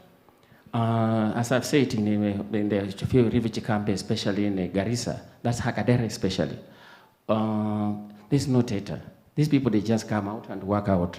In fact, it's an issue because, and also another trend which was emerging, we have almost 1,001 NGOs operating in our camps.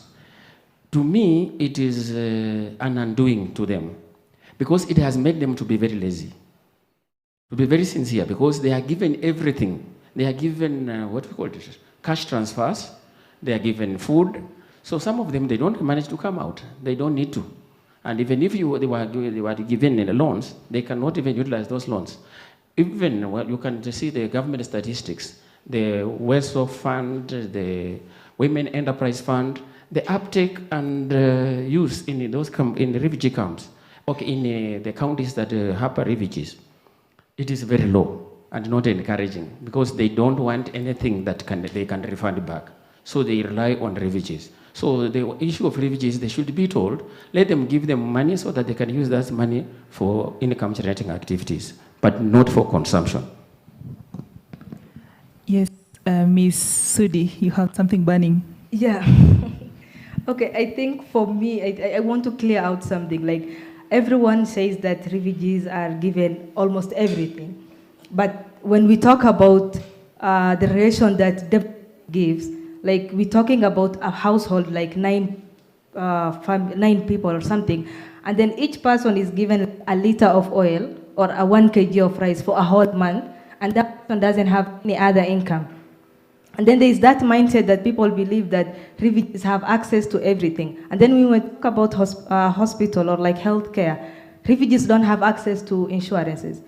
And the hospitals in Kakuma, they mostly depend on funding, and there is funding cut.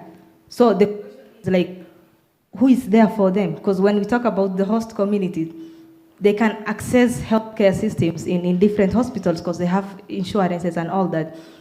But then my other thing is that let's not only focus about giving work to refugees. Can we talk about what kind of work are we giving them? Because when we talk about incentives in refugee camps, it's very dehumanizing. It's kind of like a slavery thing, because you can't tell me I'm working from 8 a.m. to 5 p.m. and then in the end of the month, you're giving me 5,000 or 8K, and I'm doing almost everything. And the gentleman from the DRS was saying that they don't want to be, like discrimination. But I feel like the incentive term is very discriminative, because it's really lowering someone's right, because someone can have degrees or all that, but then they are not treated the same, like they are not employed the same as a Kenyan when they are working in the same organization. I worked with the organization for more than 6 years, and my first earning was 5,500, and I was nutrition assistant. I was doing almost everything. And then when we're talking about labor, let's not only focus about the kind of jobs we are giving. Like, is it really a humanly job? Is it paying well? Is it, what are we really doing in terms of labor and all that? Thank you. I can briefly respond to that. I feel I was touched. You know, let's use the example of urban refugees. These are people who, some don't have documents, me included, and we have survived. You know, we wake up, we hustle, and in the end of the day, you come with your 500, you come with your 200, in unconventional means. They are not illegal, you know. And why are refugees being given aid? I like what Kenya is doing, you know, the socioeconomic inclusion of refugees. Kenya has realized that there are aid cuts. There is no money, you know, to give refugees food every month. And even at our local level, we are trying to beat that misinformation that refugees are given by UNHCR money for rent, you know, money for food every month, even the urban RLOs. So that the day I buy a car there, hamtasema ni UN imenipatia gari. You know, we are trying to kill that and trying to, at a local level, to have sittings with Kenyan-based organizations, the CBOs, you know, to work with the chiefs, to work with the police, so that we can make them understand, even in the conversation of integration, who exactly are refugees, what are their challenges, what documents do they have, which documents help them access various services. Going back to the camps, you know, even geographically, where we host refugees in Kenya, I like in Uganda because for them, if you come from Congo, they put you in a place that looks like Congo. If you come from South Sudan, they put you in a place that looks like South Sudan. Even the environmental familiarity, you know, and all that. So where refugees are hosted in Kenya, in the camps, I've been there. Trust you me, it's not really favorable for them even to do other activities. You know, there is of course space for expansion. I know Las Vegas was changed into a desert, you know, into now a beautiful city. There's space for all that. But even as we speak on these matters, it's not that refugees, you know, they are lazy or they want to receive aid continuously. Trust me, if refugees are given proper documents and the ground is fair and square, I will go to school, I'll get my law degree, I will go and apply for job, just as a Kenyan or an East African in Kenya, in Uganda, in South Sudan. It will be more or less what am I capable of, what are my qualifications, and that's what I think Kenya is trying to advocate for, and slowly, progressively going into that. Even the issue of movement, you know, we had DRS saying that, you know, we'll have refugees, you know, probably moving into municipalities, then being allowed to move through within the counties, probably then to the country. I think it's an awakening right now that we cannot sustain refugee management by giving aid. You know, let's give them the right documents. Let's have them, you know, have some sustainability, you know, that they can run their lives by their own, even as we speak on other matters of, you know, like voluntary repatriation and other durable solutions. That's my comment. But honestly, it's not that we want aid and all that. We are very hardworking. I don't have the right documents, but I don't think my house has ever been closed in the last 10 years. Thank you. Thank you. And concur with what the young lady and the young man they have said. It is very good. And in fact, when you check very well, the professionals are not in those camps because they get away. They are working in our hospitals everywhere. But those who are in camps, most of them don't have the documents. They don't, you know, how can you prove that you are a doctor? By word of mouth? No, it becomes a problem. So you cannot be proven that you are a professional, so you stay in the camps. And in the camps, they also get some aid. And that aid, if denied completely, then maybe they would be dead. But now they are sometimes is given, like that was 2000, I think it was 2009. I was in Garissa, and that's those camps.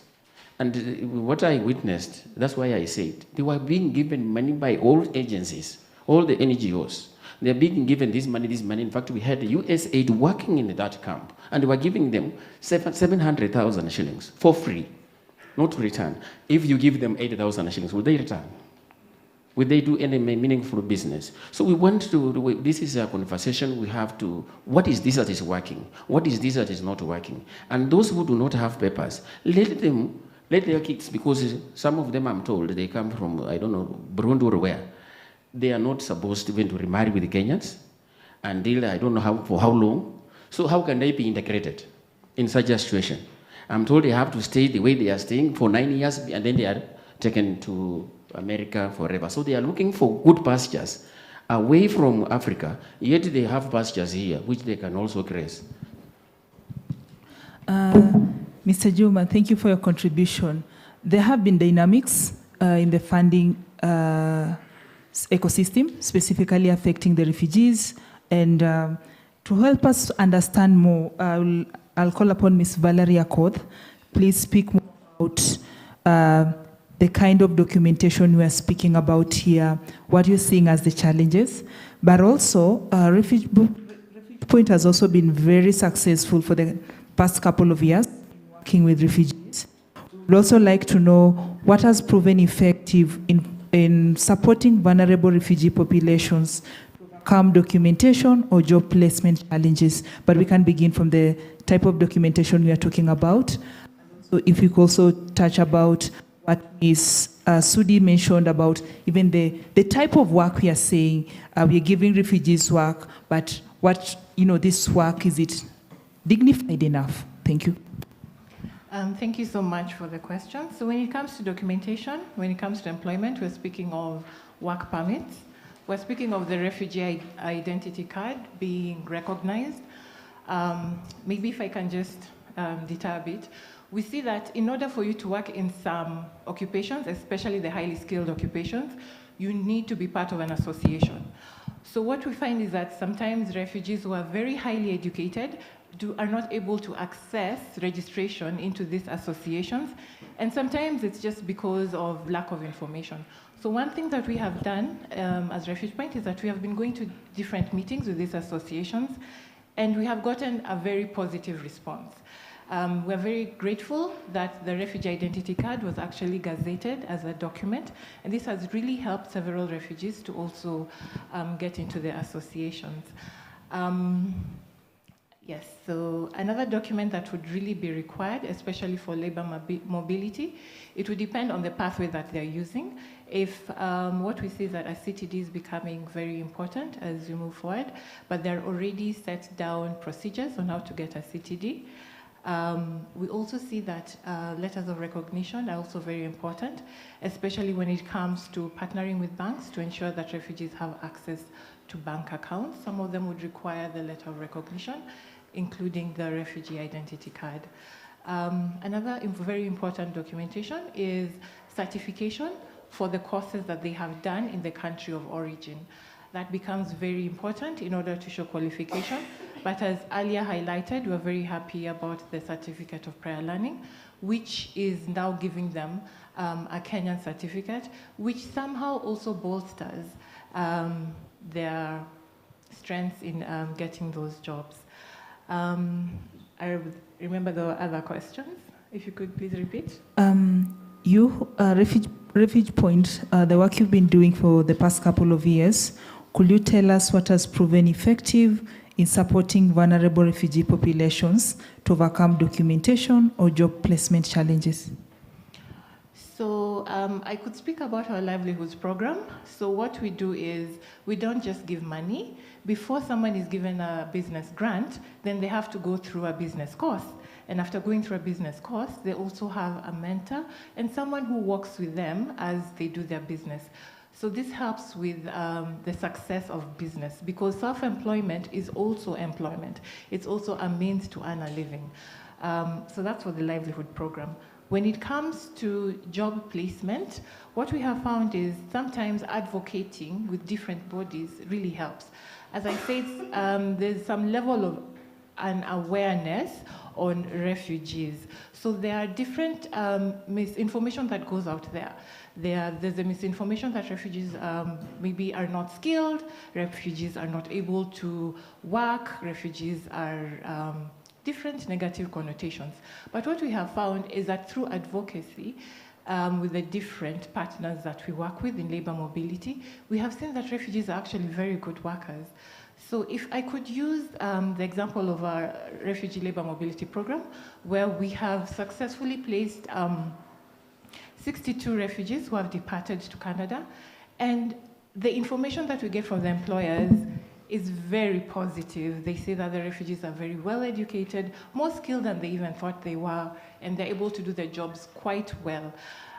So we have found that a lot of advocacy is required, both with all our partners, including different government institutions, just so that we can see, because if refugees are able to fill in the labor gaps in Canada, then they also should be able to fill in the labor gaps in Kenya, because as much as there's scarcity in jobs, there are still labor gaps that are there, and there are people who are very highly qualified.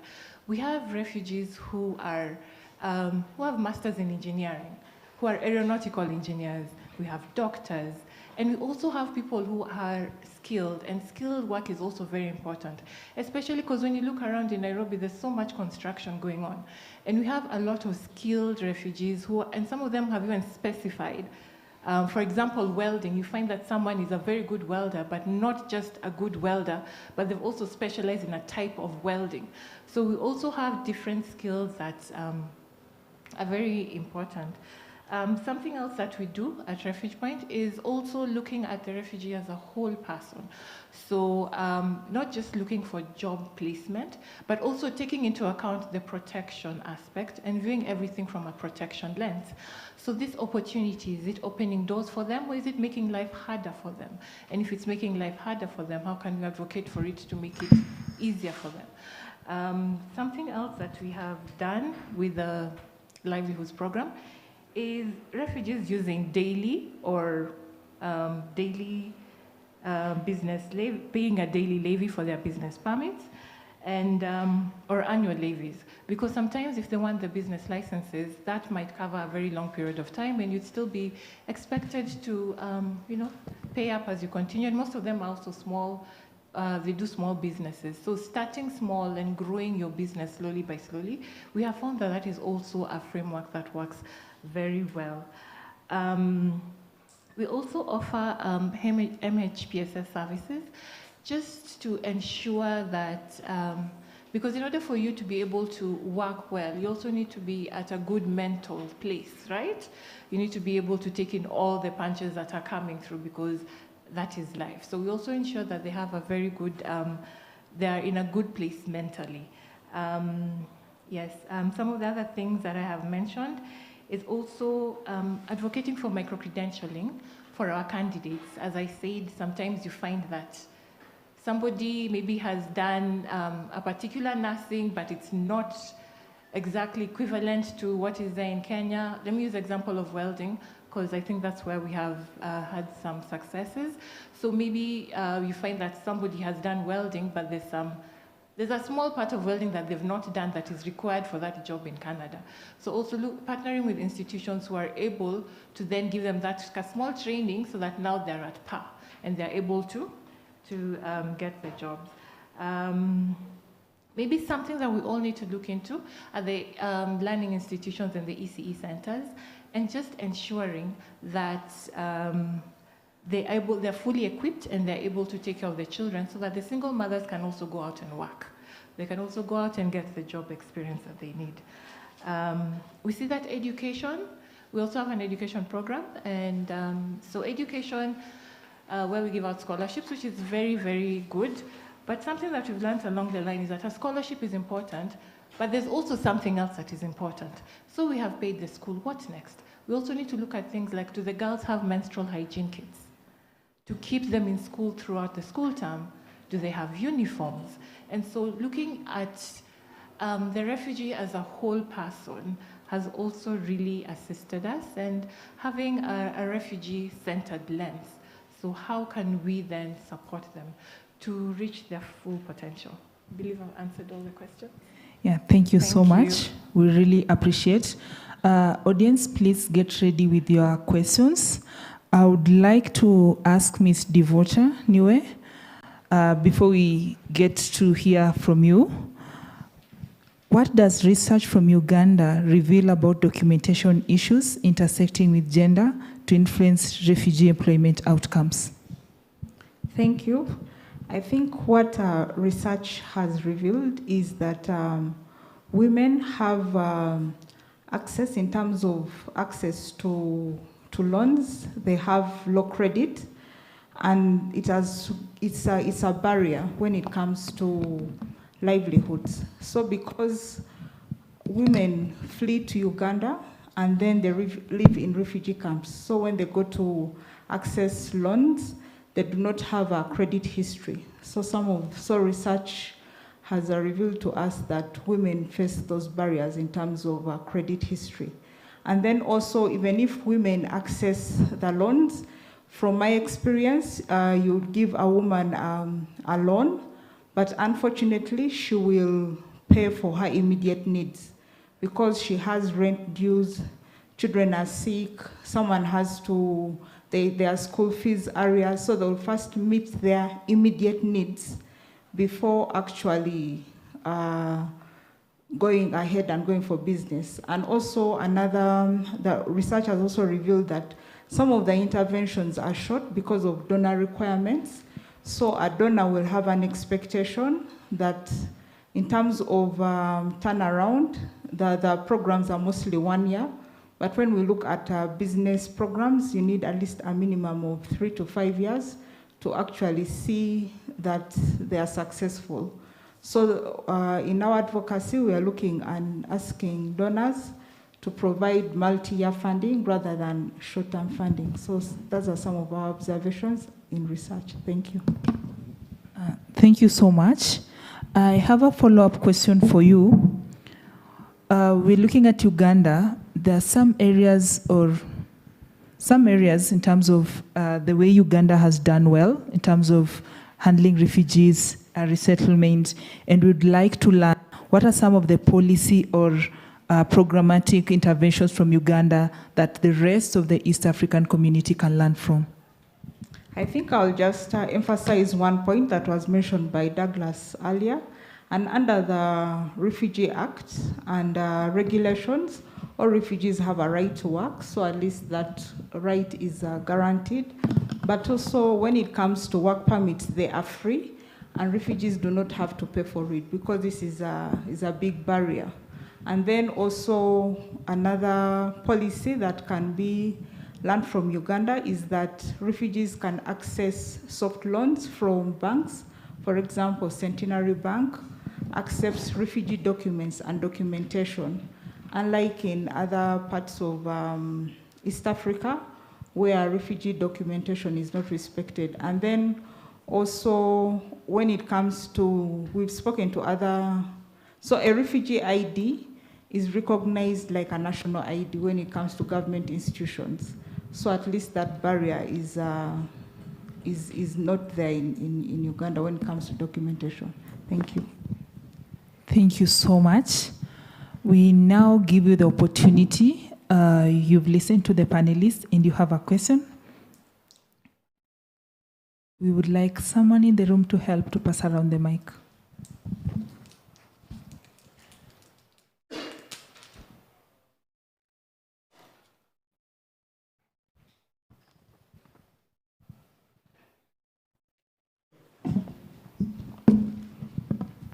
If you could also direct to a panelist, then that will really be helpful. Thank you so much, and thank you for the wonderful work, the panelists. My question seems to be cross-cutting, just like the challenge was cross-cutting back to documentation. And from what I'm getting, individually, the panelists have solutions. But again, individually, there are challenges. Then I would like a thought from them. Because what it means is that there is siloness. The people are working, they have challenges in silos, and they have solutions in silos. What then would be their thought on establishment of technology hubs or digital hubs to manage the documents or documentation? Maybe creating a community hub, a community technology hub. There are those people who are able to utilize massive open online learning that would give them micro-credentials. So then, your thought on using digital hubs, using technology to manage documentation. Thank you. Thank you so much. Swali niko naye kwa ajili ya mzee hapa, anaitwa Juma. Anasema refugee wengi hata kama English marava iliingia wako lazy. Hakuna mkimbizi yako lazy baba. Anafika kwa nchi ambayo sio yake. Aliacha nyumba kwa alitoka. Aliacha mifugo. Aliacha vitu mingi na wengi walikufa kwa hiyo safari ndio afike Kenya. Ukimwambia yako lazy, kwanza angalia akili. Aziko pamoja ziliama. Ukisema hivyo, sinasikia category 4 mpaka TikTok. Ama una TikTok na WhatsApp. Siziko tu. Na nikakuma hapo tuko unajua baba. Sio kakuma ingine ile moja. Barabara ni milima, unaendaka kusema Yesu nifike. Sasa huyo mtu anaishi wapi kwanza? Afadhali Uganda kuna shamba. Refugee mwanashika kuma. Afadhali ni kama kwako uko na maji. Unaenda kakumana pasuka mdomo. Unatamani acha nirudi Nairobi niuze sukuma kwa kibanda hapo nje kuliko kakuma. Afadhali niko Nairobi wa huku. Ningangane nime vizaka. Sijui kama unajua vizaka. Kupasuka miguu na mikono. Hiyo kwa ufupi hapo sio mzuri. Unanikumbusha tulikuwa kwa mkutano. Kayole kwa Dio wenye walikuwa walisikia. Na wako hapa. Refugee mmoja alisema hivi. Mkenya alisema hivi tumefanya sisi wa refugee unga imepanda bei. Na tunalipa ushuru ile moja. Alisema nyumba imepanda bei, tunarudi kwa shirika plan. Tufunzane shirika plan ni nini? Wakenya wajue shirika plan. Sisi tuko tayari nje watusongee tupate kibanda. Tuko tayari watusongee pale town. Unaona hapo koja kwa utu tumanyumba natamani niweke damu yangu pale na vitenge zangu. Niuze na mimi. Refugee anafanya nyumba inapanda hivi. Sio ni Kiswahili ndio tunaongea landlord akisikia Kiswahili anasema nyumba utalipa 10. Nikaenda supermarket wala njoo niko kabila gani?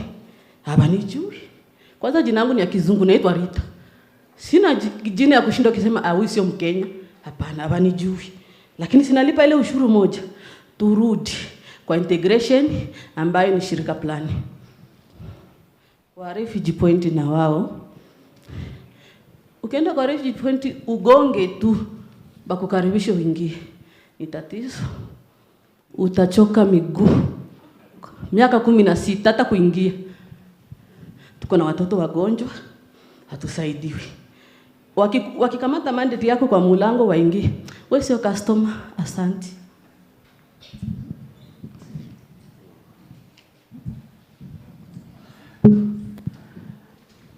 Thank you. My name is Muhammad Osman Abdille. I'm a refugee member from Dadaab refugee camps. Sorry, I came late. Although I have not captured, the conversation, but the little I've captured. And one thing that we need to understand is that, and there are a lot of misinformation, disinformation that can basically lead hate speech. Besides that, tokenism is a major issue when it comes to refugees issues.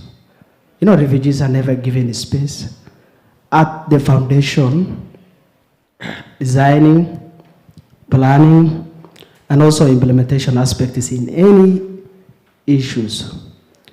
They are being used as a rubber stamp, sorry to use that word, because in our bigger arenas, when we say, our say will never get out, meaning it will not reach where it is intended to. And we need to reduce that. I'm a young refugee who was born and raised in Kenya, particularly the place that you have said is located in Garissa County, in a place called Ifo. Sorry, I don't have your name, Baba. There is no refugee member or a lady who can go to Garissa, which is basically one of the onset major town in Garissa, 90 kilometers away from Dadaab, without movement bus. To acquire movement bus is also another predicament. I don't know if you have been working there. And the stipends that you have been talking, or grants that you have been talking, these are small grants or CPIs, that is cash special interventions that are being given by the refugees POCs during emergencies. This is not something that goes in a continuous way. Sorry, I want to correct you in that issue. Besides that, we need to have a meaningful participation with refugees. You know, one issue that actually spin my mind every time is that the same guy that we went in same school from primary to secondary, from secondary to college, is being given high paid job. And I am working as an incentive, earning 5,000 shillings. I went same school with him. I was born within Kenya territory. I went same college with him. Or maybe I even went further and exceeded my education or have master or ongoing PhD. But going back to the camps, I'm earning only 5,000 shillings. If I try to stop working as an incentive with organizations that are actually implementing in refugees programming in the camps and opt to operate business to acquire the legal documentation is also another problem. Yet, the government of Kenya, thanks for hosting us all these years. But please, we are your kids. We are the people some of us who born within the territory. And we are also paying tax. Go back to the refugee camps, business are booming. And they are refugees are contributing the GDP of the government, of the country. But what is coming back to the refugees? Nothing. No electricity service, no road, no employment. So, thank you. That is a general overview I wanted to give about refugees issues. Thank you.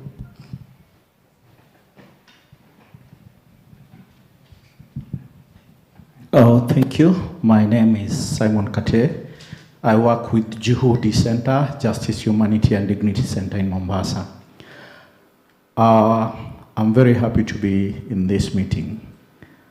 However, the sentiments given by the two presenters are really hurting, because the people seated at the front, the people who presented during the first meeting, they are actually speaking for the refugees, not letting the refugees speak for themselves.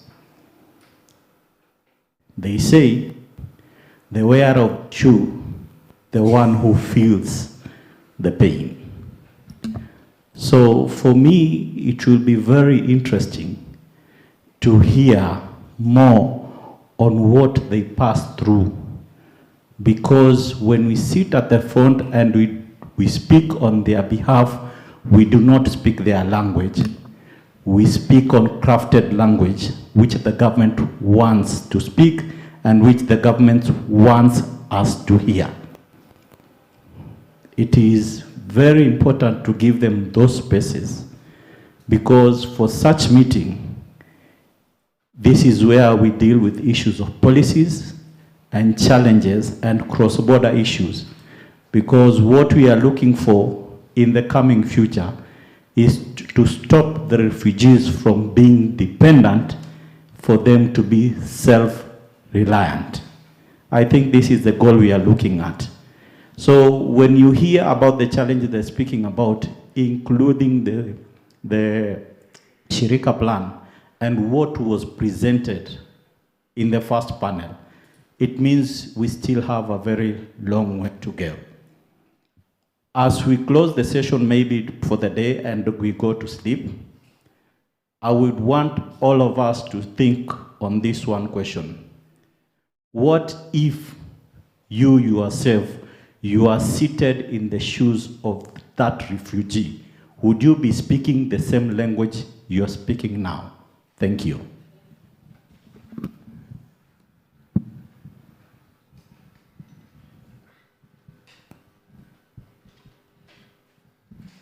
Yes, good afternoon. Thank you for giving me this chance to speak on behalf of my fellow refugees. I'm from Kakuma, by name John Bosco. Many of the guests and the panelists have spoken about documentation. It has been several repeated. My question goes to level of menace and the refugee point, especially refugee point who sometimes advocate for refugees to access labor market. What is the recommendation that can be given for refugees when they approach to you so that he can access his skills as the Kenyans? Thank you. Thank you so much. Because of time, let us work on those questions. We'll start with Valerie because there were some questions that were directly to her. And then I will also, each panelist would love to hear from you. I think we've received some feedback. We've heard what the audience is saying and asking, and then we can wrap it from here. Let's start with Valerie. Thank you. Thank you so much for your questions. I'll begin with the first question that was asked, which was saying that we're working in silos. Yes, we do have we have said different ways that we can solve the different challenges that we have.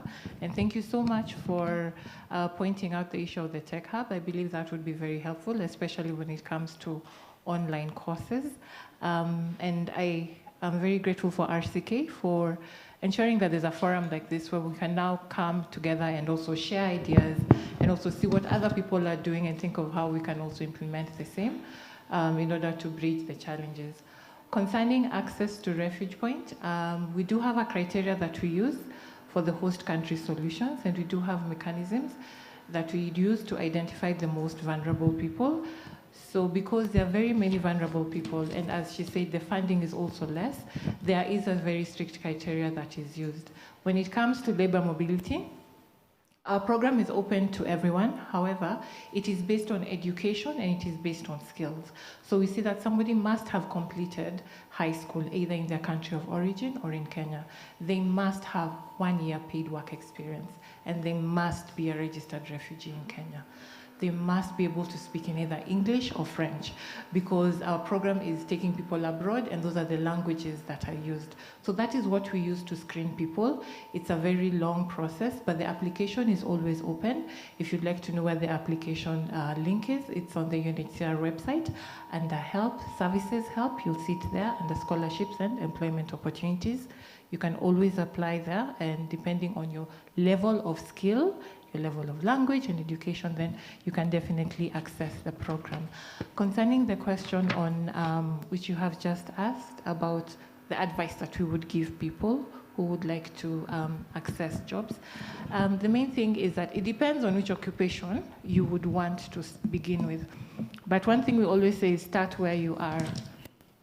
The minimum requirement for our program, as I've said, is you must have completed high school. So if somebody has not completed high school, there's the option of going back to school, adult learning, and doing your KCSE, and you have your KCSE certificate. That option is always available in the camps and also in Nairobi. The other thing is looking at what you have, what skills do you have, which work experience do you have, and looking at how you can leverage it to meet a gap that is existing. And for further information, you can always reach out to us. We are very happy to give any further information because it's a case-by-case basis, yeah, depending on exactly what you are working on. Thank you so much. Thank you so much. Over to you, Dio. For me, first, I'd like to thank all the governments that have hosted refugees in the many years that they have. We understand that it's a great challenge because you also have the citizens, who you are mandated to protect, and lead. Then, in particular, I'd also like, because we are changing the narrative from refugees depending on aid to self-sustainability. So I'd like us to really think critically on what value do refugees bring, when they have these documents. How many refugees actually employ even Kenyans? We have so many of them. What value economically do refugees contribute to the states which host them? I think if we get the right numbers, that's why I was really insisting on the issue of data. We need this data. We need to know how many refugees are employed, how many are probably in the informal sort of like employment, so that we can understand exactly, because I know for the different governments, at times it's a matter of interest, weighing in to see what values, what impact will refugees bring on board. Then I would also like to encourage all of us. I don't work with government, but we all understand that it's generally the government which gives the refugee documentation. So we've had, thank you to RCK and other organizations that have created such important forums. So I think from our conversations with the Kenyan government in particular, the issue is resources. They don't have the resources. We understand that probably the DRS is not really funded well.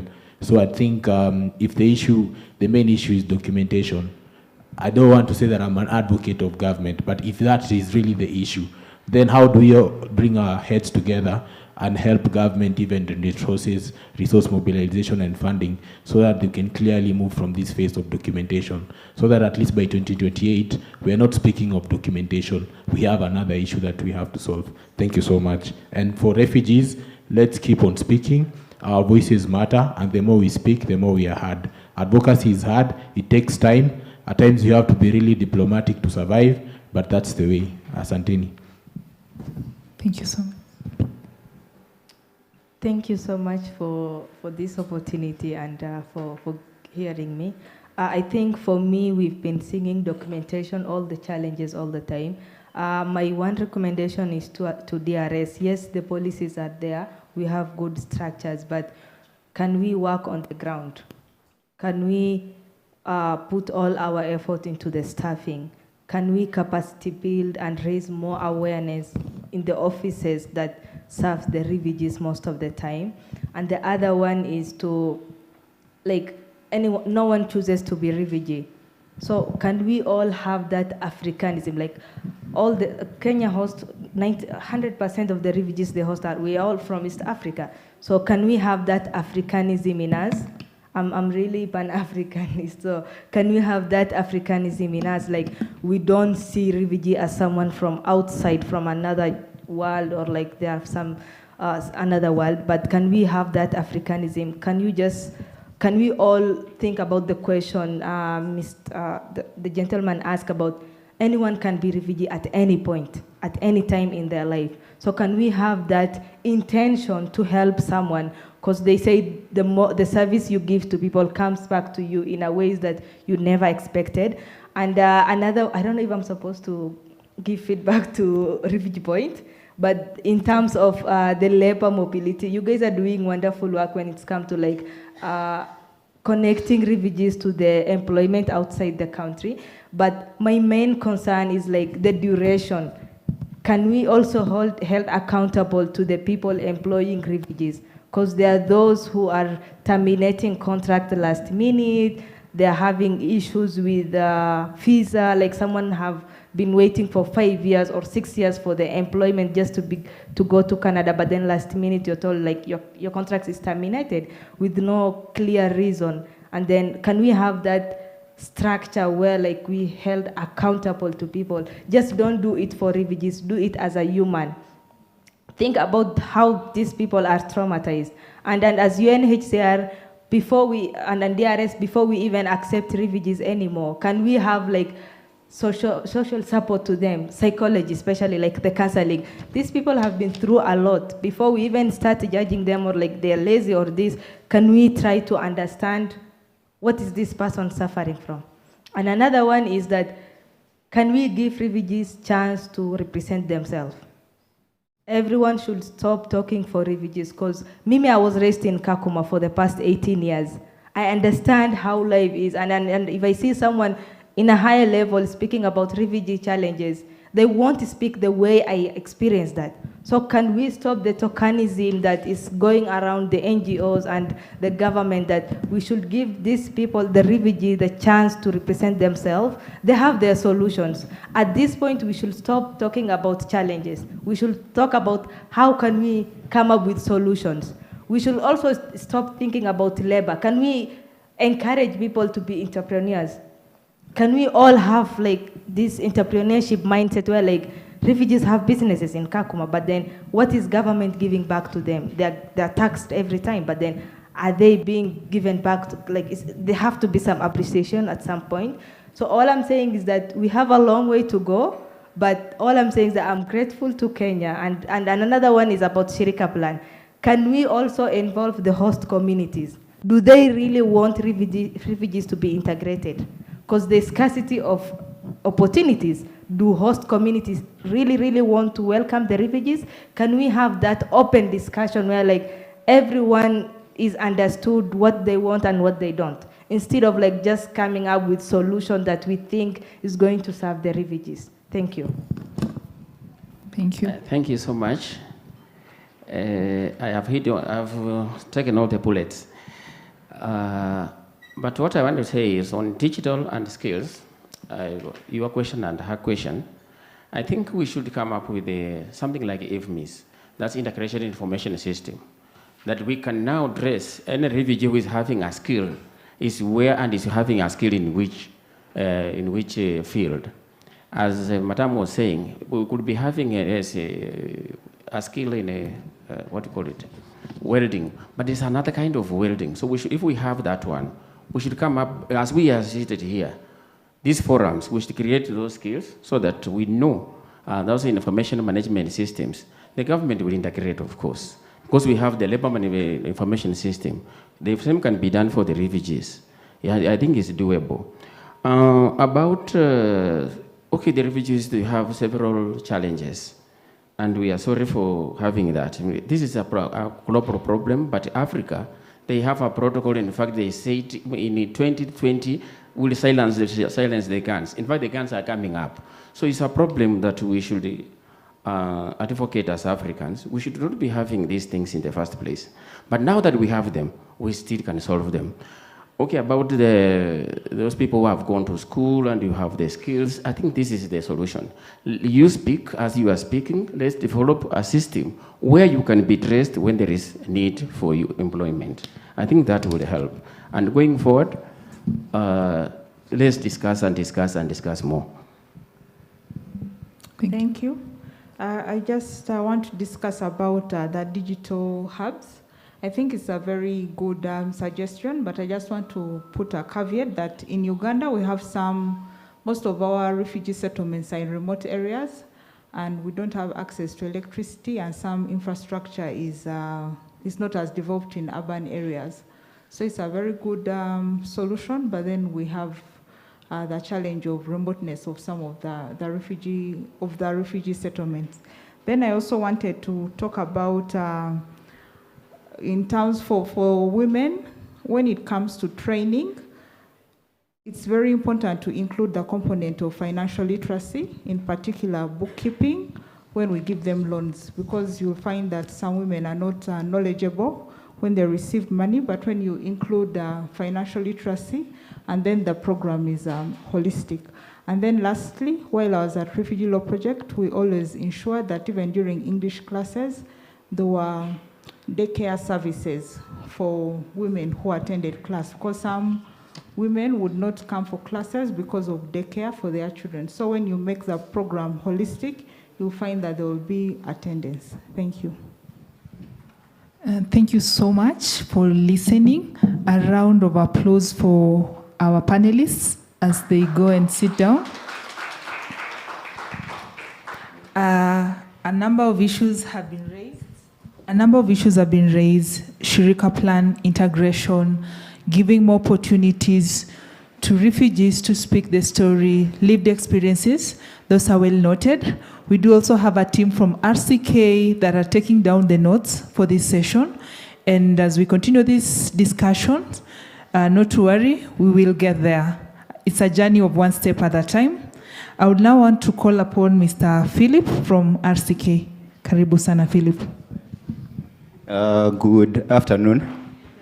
I come bearing good news. For today, we'll just go next into wrap up instead of the World Cafe. So forgive us for starting a bit late today, but how the program will change is that tomorrow we'll start on day 2. On day 2, we'll start with the panel on collaborative solutions, and then we'll have the World Cafe. Then we'll go for a break. Then after the break, we'll come for an action planning. So just take note of that adjustment, and please let's come very early tomorrow. And so to close the session for the day, I want to call Jane, who will do us a brief wrap-up of what we've covered during the day. Welcome, Jane. Thank you. And Jane is the one standing between you and your evening tea. So I want to absolve myself from all blame right from this moment. Okay, good evening, ladies and gentlemen. Yeah, so he's already mentioned my name, but I will say that I am Waithera Jane. I work at RCK as one of the pillar managers for women and girls empowerment. And so when you talk about social inclusion for refugees, I am at the heart of it. I know a lot has been said, and I wouldn't want to repeat nothing. And I want to just say that we have had a very fruitful day. So I want to say, esteemed representatives from South Sudan, Uganda, KNCHR, UHCR, UNHCR, and DRS, and also other partners and our fellow colleagues from RCK. I want to really take this opportunity to thank you for such a transformative day 1 on refugees' access to labor markets. A lot has been illuminated. We've had a lot of illumination on issues of barriers that affect the social inclusion for the refugees. And among them were issues to do with the bureaucracies involved. I can't emphasize more on what was said about bureaucracies. There are also issues to do with permits and encampment policies that have actually posed such a big challenge for social inclusion for the refugees. But yet, we have also celebrated some of the strides that maybe the Kenya Refugees Act 2021 and even other regional models from both Uganda and South Sudan. I would like to urge each one of us to be able to turn these insights into actions. That is something we cannot do without. Like for example, we had issues of the long work permit kind of a form, and I think it was clear that it needs to be revised. And so maybe that is one of the insights that we have collected today and we would want to put into place. We can also try and see some of the insights that were shared on issues of harnessing social capital to target vulnerable refugees, maybe even in Dadaab. One of the representatives from IFO has alluded to that. Have some workshops, have some gender inclusive hubs, and we pride ourselves in having 3 hubs, business innovation hubs, that we've been able to put up. We have one in Nairobi, we have one in Dadaab, and one in Kakuma. This is going to help sustainable livelihoods. They can come market their products because we're all agreeing that they're also contributing to the GDP of this country. So I want to pose a question or some imaginations that I want you to have. Imagine empowered refugees driving East Africa's economy. So your commitment today is going to make it real. And that is all we need to do. So as we close, pledge just one step, just one. Advocate, connect, innovate, and see you energized for day 2 tomorrow. Have a blessed evening, ladies and gentlemen. Yeah, so I was told that I'm the one coming in between you and your tea. So I'm told to let you know that the same place where we had lunch and our tea is where we are going to be having our lunch. And as Mitch said in the morning, everything is blessed. So you can enjoy your tea, enjoy your evening, and see you energized tomorrow.